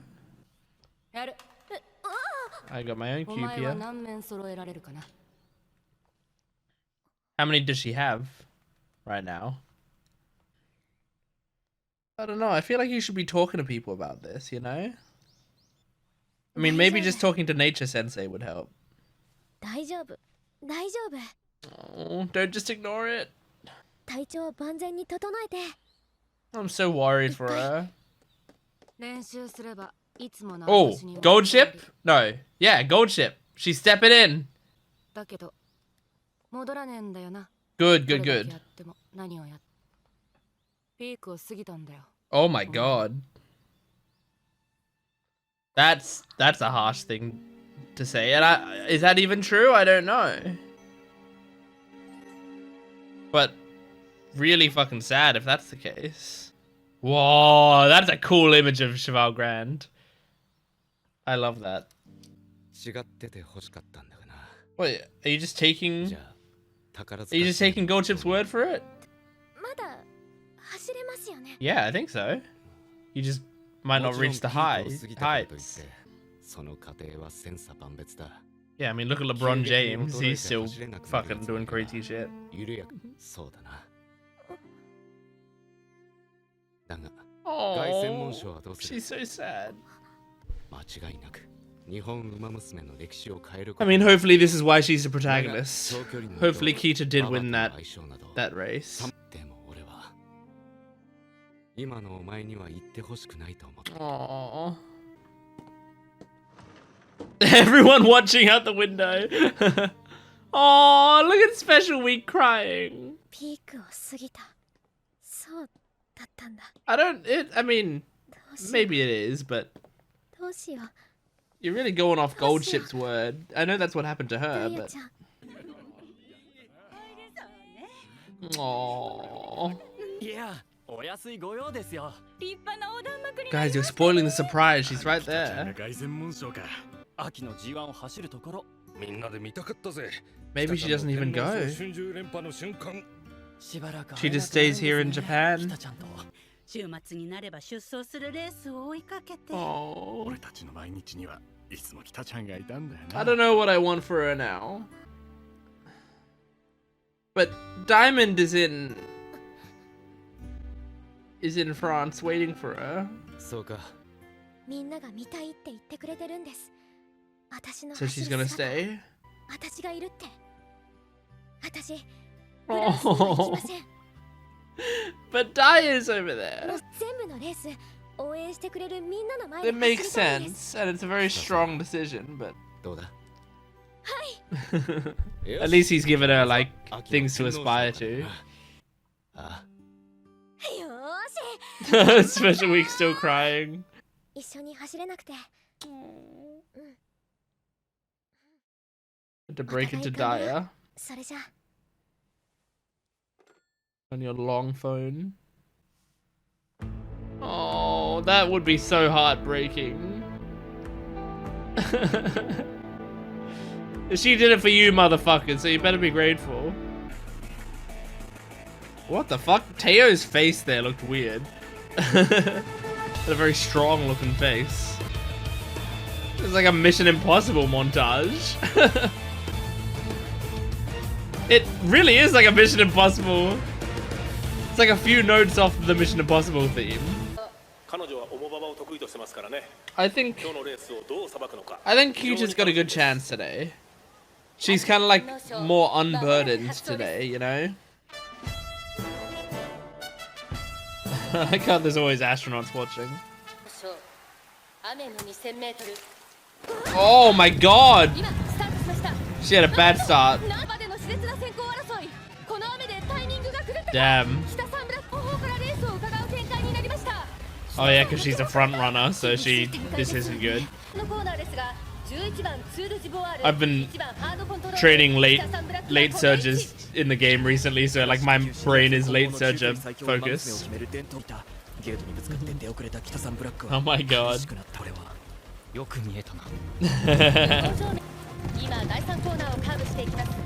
I believe in you, Kita. Oh. There we go. I feel like you might be making Crown rush. This might be a good thing. Okay. Okay, where's Kita? I like you, Crown, but I don't want you to win. Yes, Kita! Oh, Kita, go! Keep it up. Wow, your legs really look like horse legs covered in mud. Ike! Wow! And she's running like right through the mud. Yes, stay ahead! Oh shit! Wow! She tripped and is still going this fast? Jesus, man. Oh, Kita, come on! This was like the final straight, it's taking ages! Kita, yes! Great job! Look how happy everyone is. Aww. Nature. Crazy. Damn. That's her 6th victory. Oh, I hope she's okay. Is that it? Is she retired? No, we have 2 episodes to go. There's no way. But that's 6 victories. That's a whole Rubik's Cube of victories, right? She wanted to fill it up. Oh my god, I was like this after basketball yesterday. Is this you realizing you can't do this much more?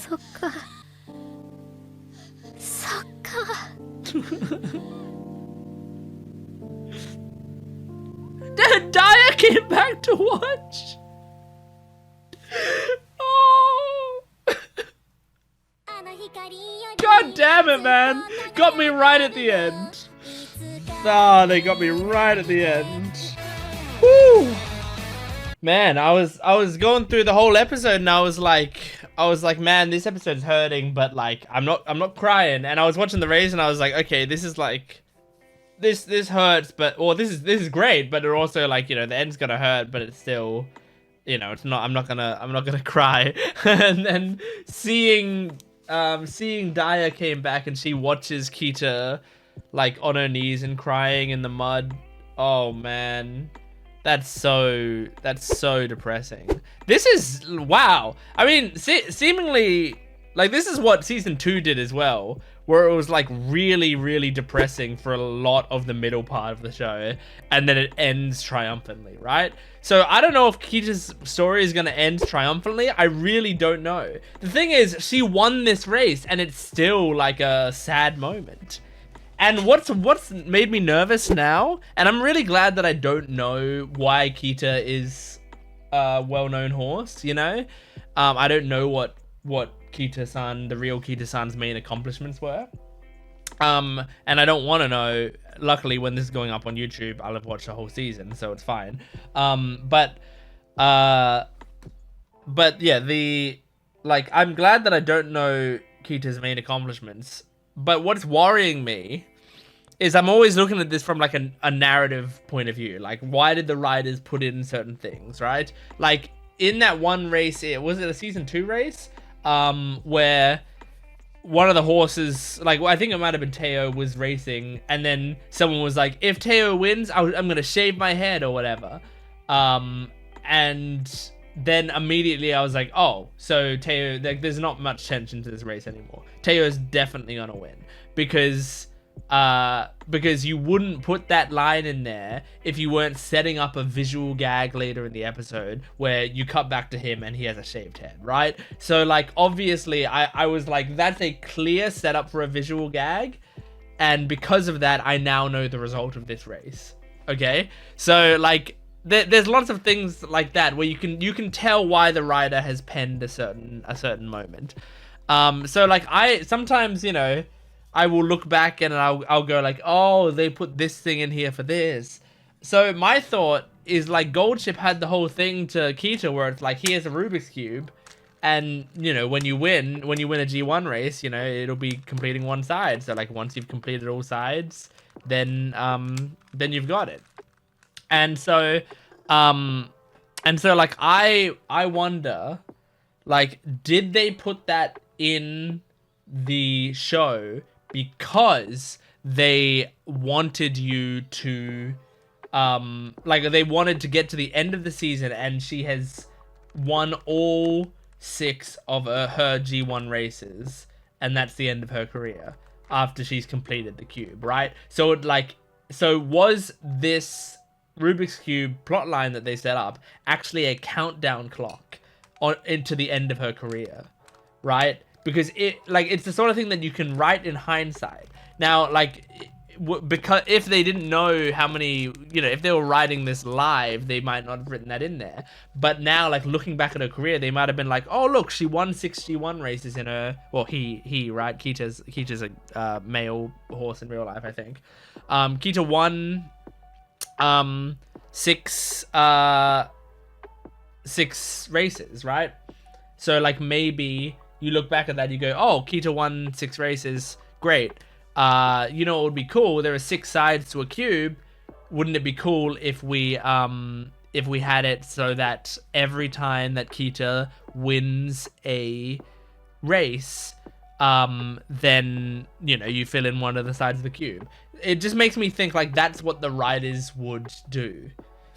As in hindsight, having looked at the fact that Kita won 6 races. But what if they looked at it and said, Kita won 7 races? What if we misdirect them by making them think that it's only going to be 6 races, by giving them the whole Rubik's Cube thing? And it would actually be kind of a beautiful little, like, metaphor or whatever, if it's like, this was your expectation to win these 6 races. However, Kita won 1 past it. So like, this represents her prime, her career, but like, she was able to surpass it and move 1 past that. which would be pretty cool. But is that what they're setting up? I don't know. Are they setting up for those 6 races and then she does actually end up going to France and winning the Prix de whatever? Like, does that end up happening? I don't think so, but I don't know, because there are 2 episodes left. So, like, are the 2 episodes just going to be about how she can't race anymore? Is it going to be full of sadness? Like, I don't... This is a pretty optimistic show. And that, like...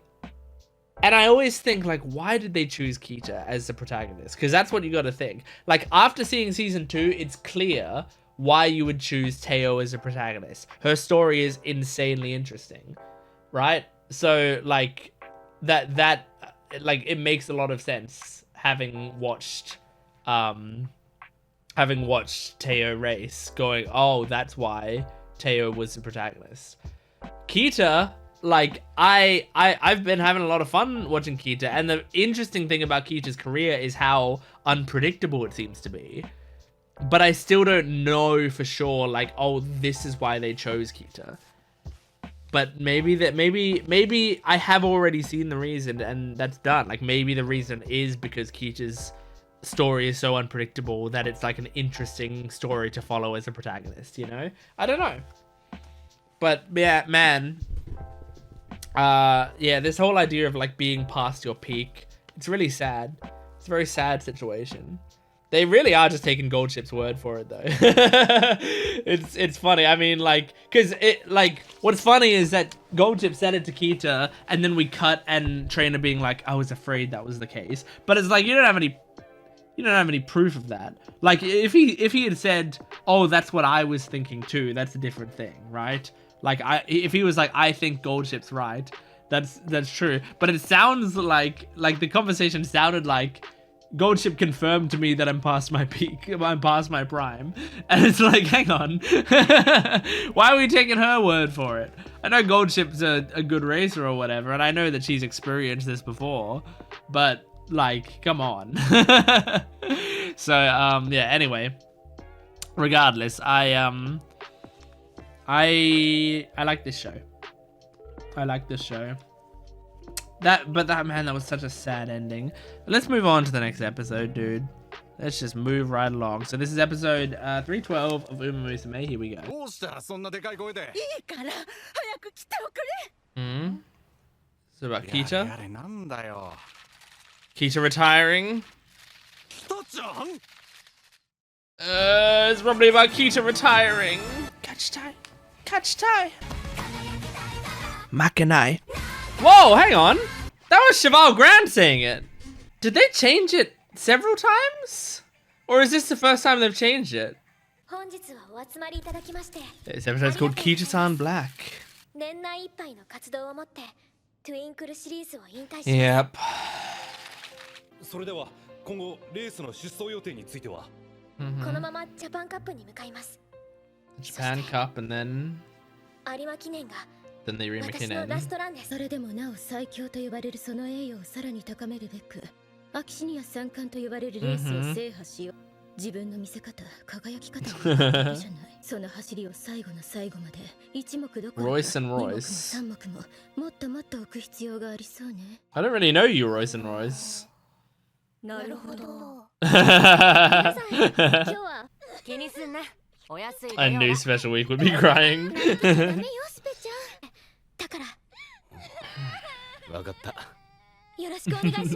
Just hearing Special Week the whole time. She felt grand. Finally, you have a chance to win now that Kita's gonna retire. Akamoto! 気にしてるのか北さんの会見。ええ、競いたかった。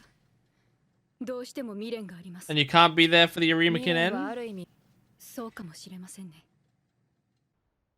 So imagine, we have 2 episodes left including this one. I imagine this episode's the Japan Cup and next episode's the Arimakin end. Oh.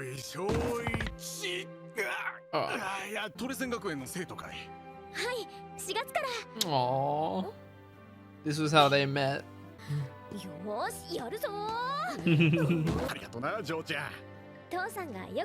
Oh my god, what's he gonna do with it now that it stacks like that? Aww. 北ちゃんはまだあと2回 Yeah, look forward to 走って him. くれるんだよ。の悪い顔で見届ける機会あんたは。前の北ちゃんならケロッとしてたのに。 Yeah, 確かにな。衰えていく自分に必死に抗ってる。 that's so そ sad. れには地道なトレーニングしかない。地道な積み重ねは北ちゃん得意だから。 That's true. ライバルで、でも友達で。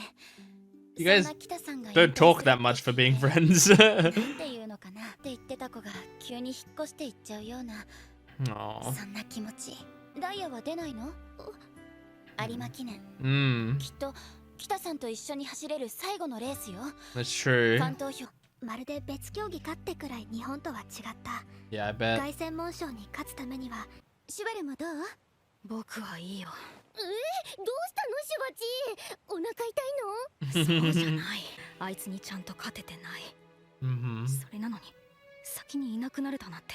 Yeah, your goal is slipping away. その妬ましくて苛立って。 I really wonder if Kita's not gonna win these last two races, you know? まるで恋焦がれるような気持ち。 If Cheval Grand wins one. 一度も彼女に勝てなかった。だけどあなたにはチャンスがあるわ。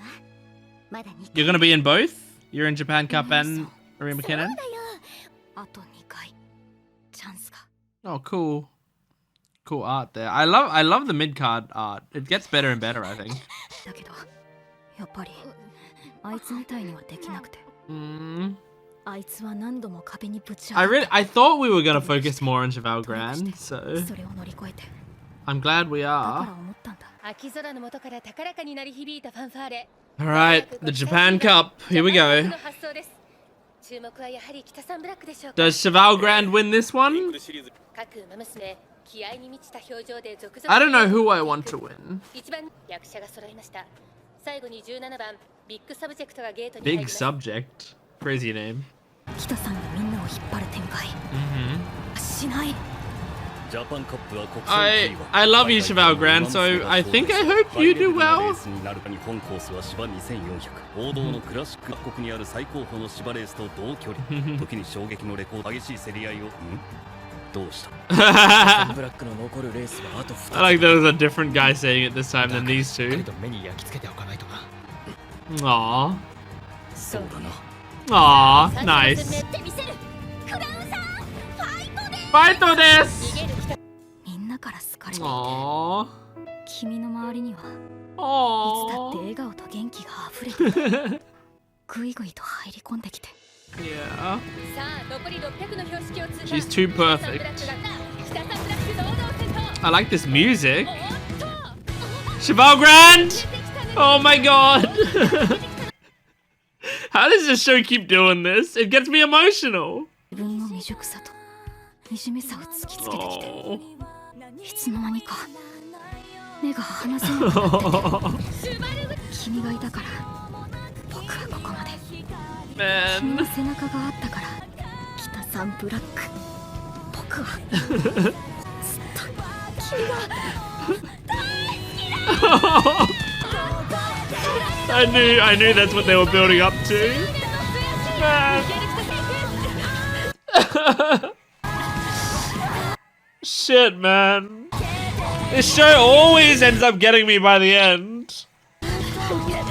She can't get to. Oh, she is catching up. Oh my god. Oh my god. Wow. And she won because she was inspired by Kita. That's what I'm saying. I think from a meta perspective, I think she probably doesn't win either of these races that she does. But I was waiting for Cheval Grand to win one.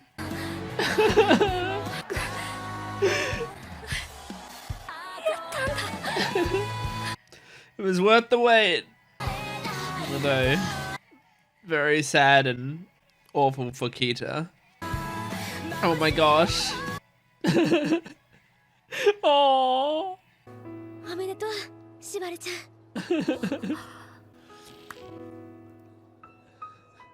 What was that you said about loving me? 君を超える偉大な馬娘に。 Man. 頑張ってくれよ。最後だからね盛大に応援するよ Oh, そっか next time's your final race. そっかデビュー戦もここだったな Hey Daya, a girl told me she すごく loved me ドキドキしてた today. の You 今でも jealous? 覚えてる有馬記念勝ちたいな I hope you can as well, but I don't know. あの日から Ah!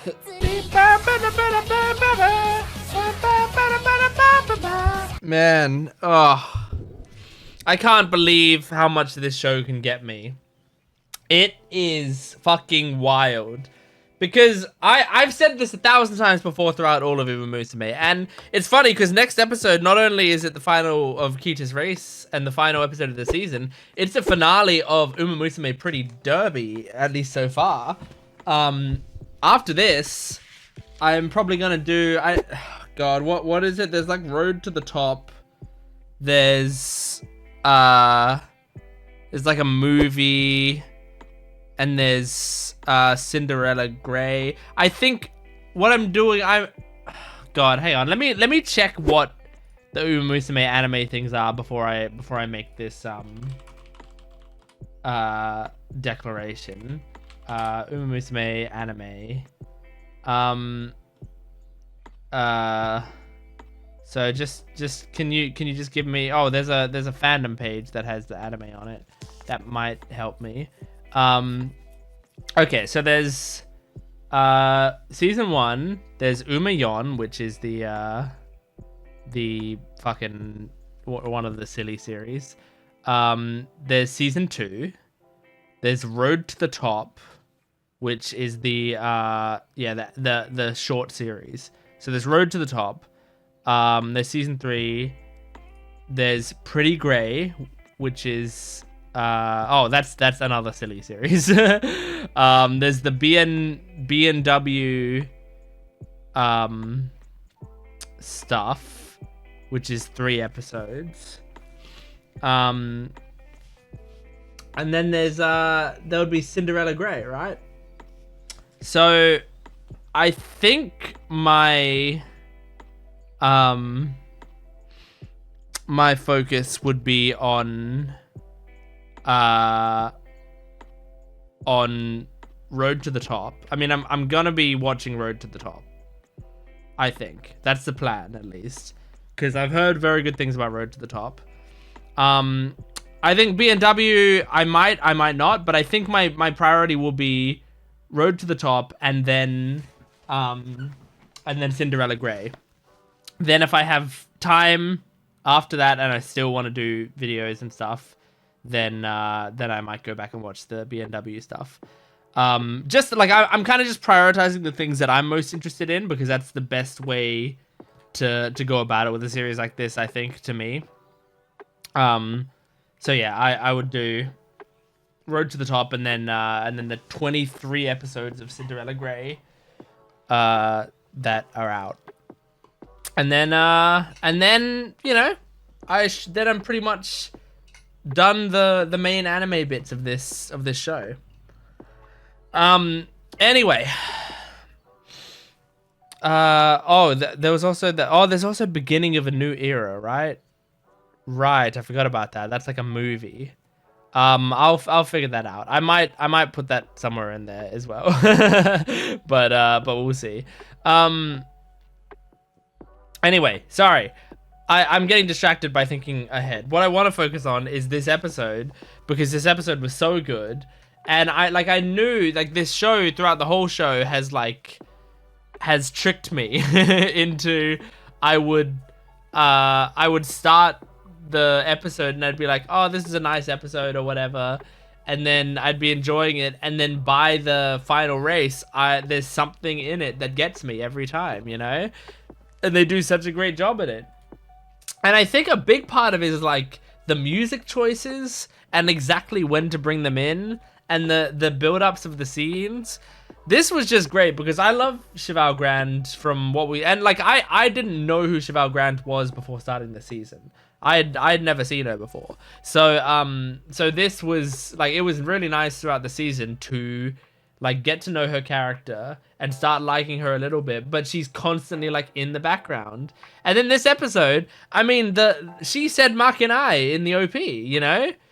And I don't think that's happened yet, but I mean, honestly, I haven't been so super attentive, so it is possible sometimes they have other people say Makanai, but like normally that's Kita saying it. So I think now that Kita's retired, it switched to Cheval Grand. Now, I wonder if that's the last time that we see the OP.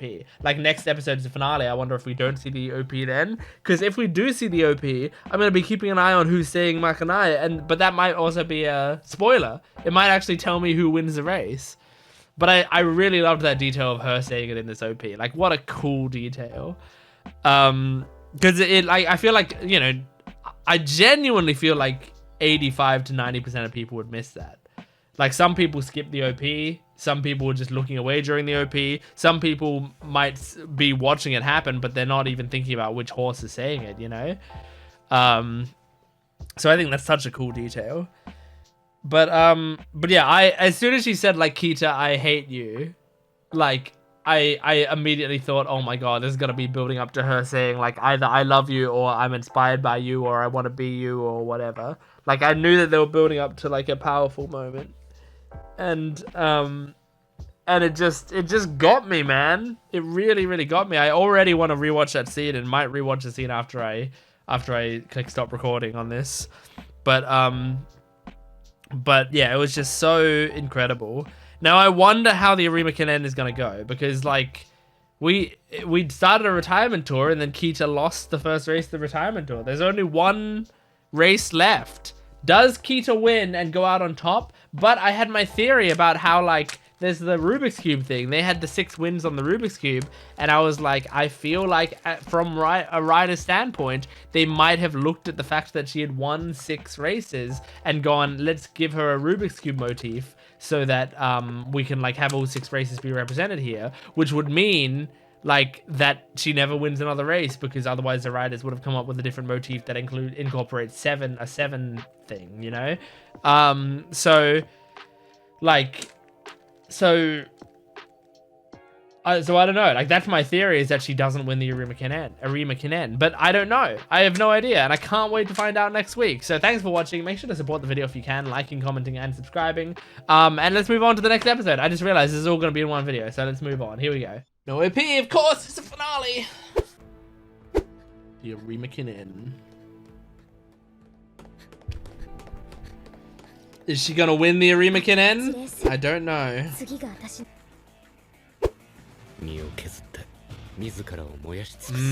Final race, doesn't matter what happens.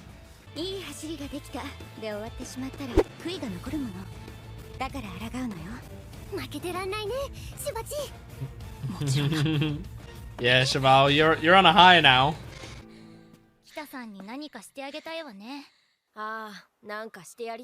And yours.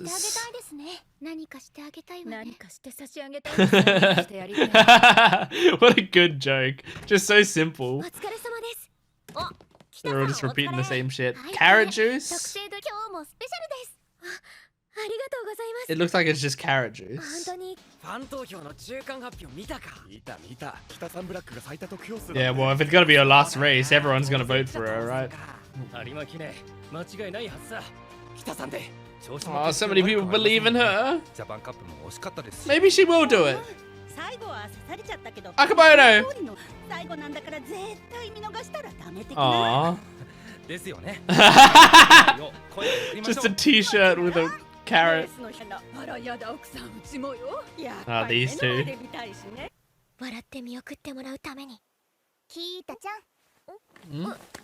Daya? Oh, Teo. Didn't even recognize her voice. Well,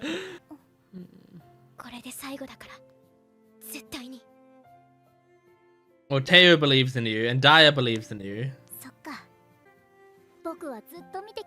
Yeah, you've been working hard. I'm excited and nervous. Are we here?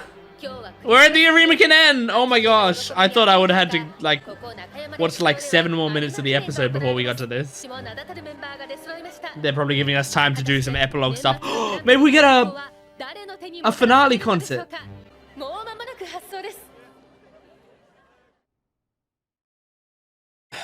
Okay, here we go. Special week already. Crying. Aww. That's really cute. Did they incorporate the carrot anywhere? That's what I'm saying. Where's the carrot?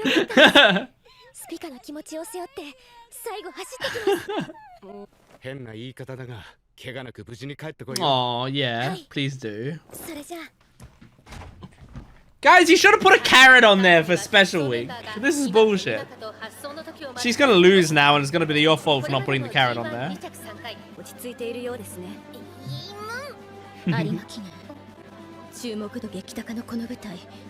Mayano in the background. Mayano is my favorite horse, if you didn't know. Yes, come on, Kita. Man, the little crown is crazy. Kind of stealing Satono Crown's whole thing by having a crown yourself. Why are we looking at this guy? Is it all kind of sinking in right now? Oh, final time in a gate. Here we go. Get in there, Crown. Jesus. I like the idea that they actually have a tendency to like corral them in even though they're people. Go! Whoa! Look at that art! Holy shit, that was good art. Oh, this is cool. Oh. Yes, come on. I believe in her.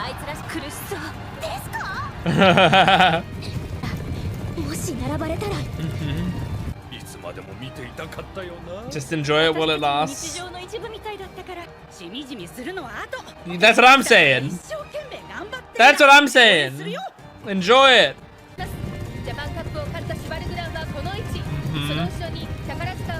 Man, they're really letting this race play out. Like they're taking their time with it. Aww. Your student.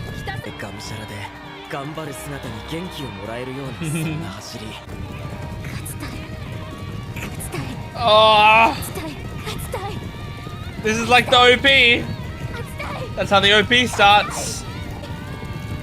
Oh. The voice actor. Oh, I love this. Is she just seeing everyone? The crowd cheering for her.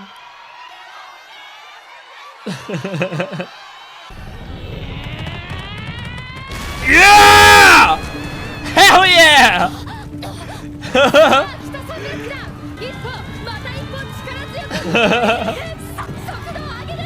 Go! Oh, look at them all crying.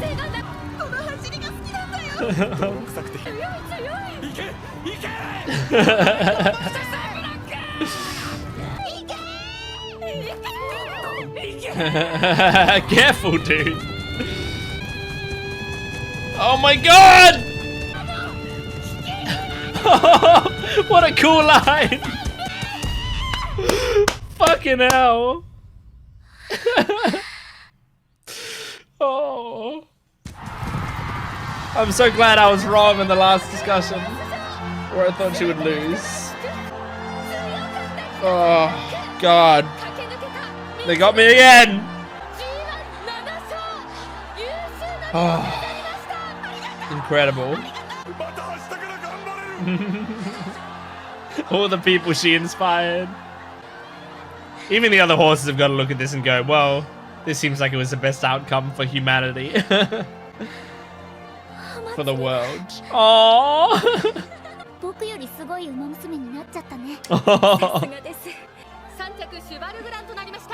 Good job. Damn. She's your trainer? I thought she was like a friend. I never realized that was her trainer. Oh, this is all you, nature. You made this happen. Nah, I think she burned herself out there.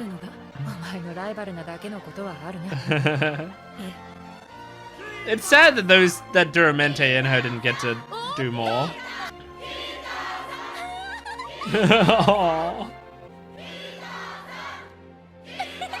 She's so cute.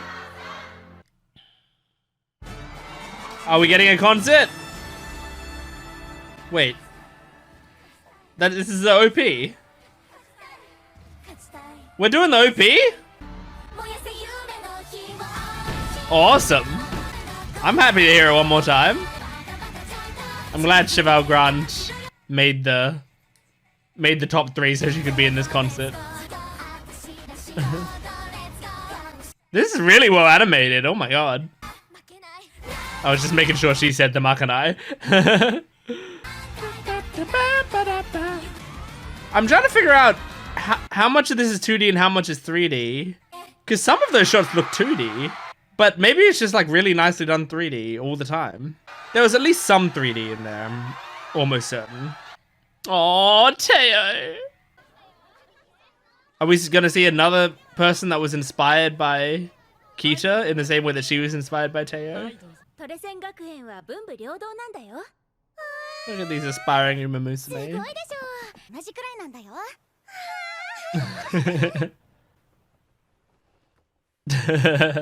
And the Rubik's Cube's there.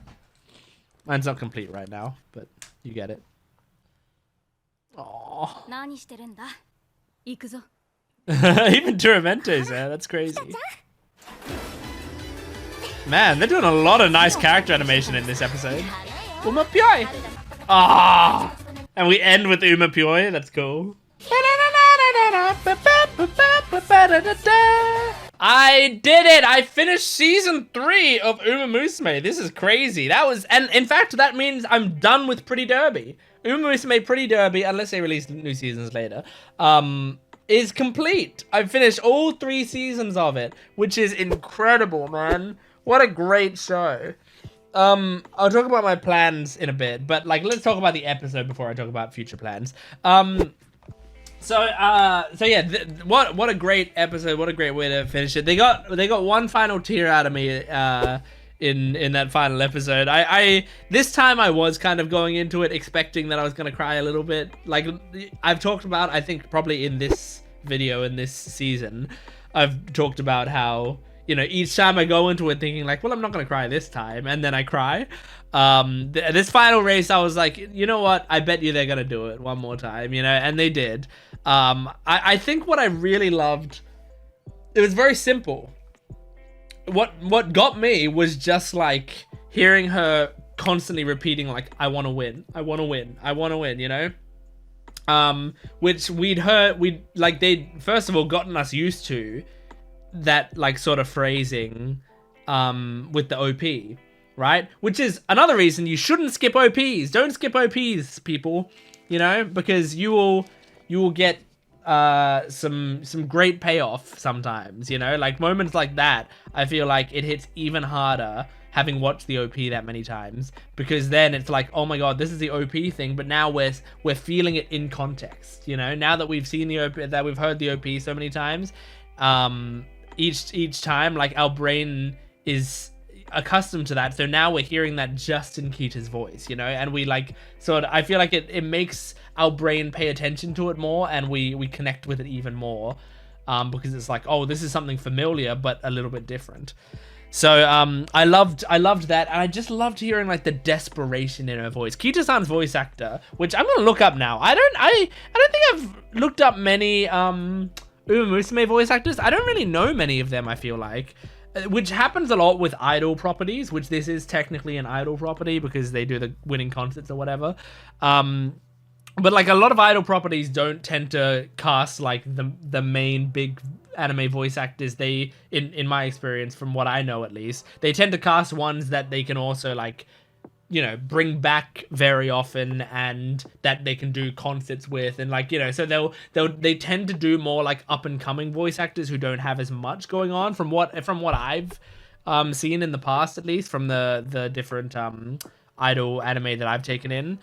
But I do know a few of them. Like I know Ayaka Ohashi, I believe is her name, is the voice of Vodka. And I don't care that much about Vodka as a character overall, but I love Ayaka Ohashi because she is the voice of Saya in Bang Dream, and I love Saya. So I remember like at some point I found out that was her, and I was really excited about that. But a lot of these characters I don't really know their voice actors. But I'm gonna go Kitasan Black voice actor. Hinaki Yano. I have not heard her name, obviously, but let me just look at her My Anime List page just in case. Like, sometimes I might be surprised. She was in Wonder Egg Priority. That's interesting. She was Momoe Sawaki. Oh, yeah, when I look at the picture, I remember that character, kind of.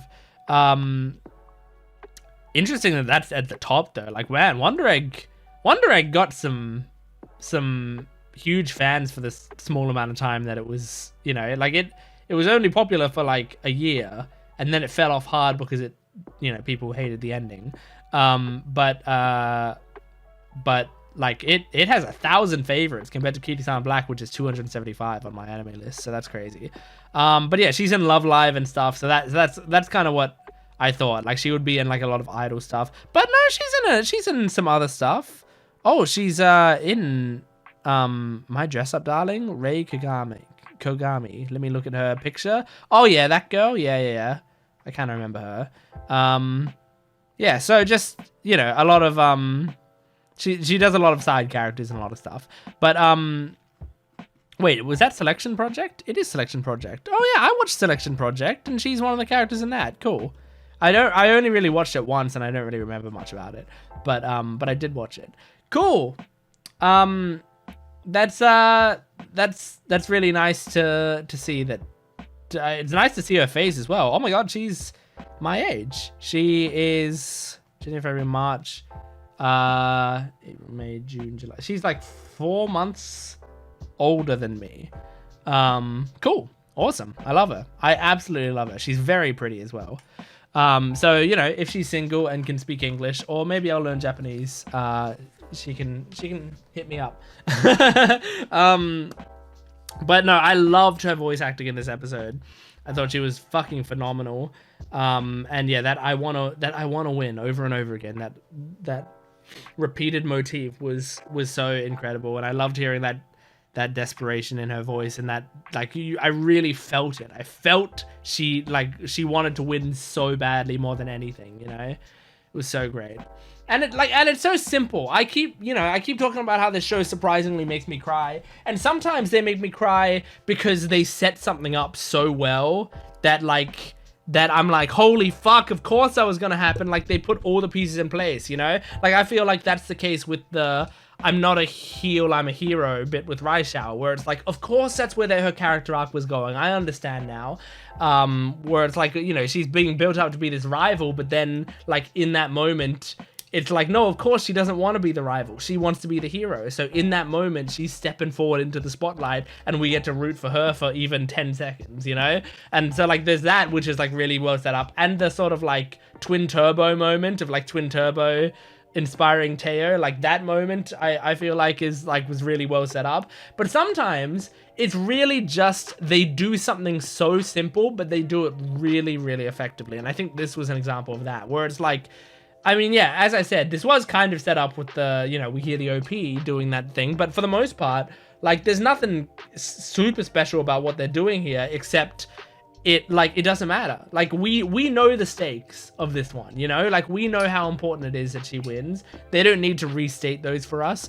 Instead, all they need to do is just show, like, in the last half of the race, all she's thinking is that she wants to win more than anything else, and she's putting all of her dedication into it, you know? And then we also see her like take one final look at the crowd, and that's what like makes her properly lock in, you know? It's not, the desperation isn't what makes her win.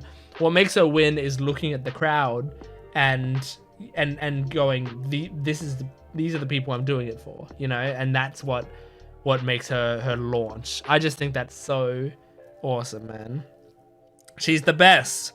I'm very impressed with this season, because I feel like season 2 was a slam dunk, right?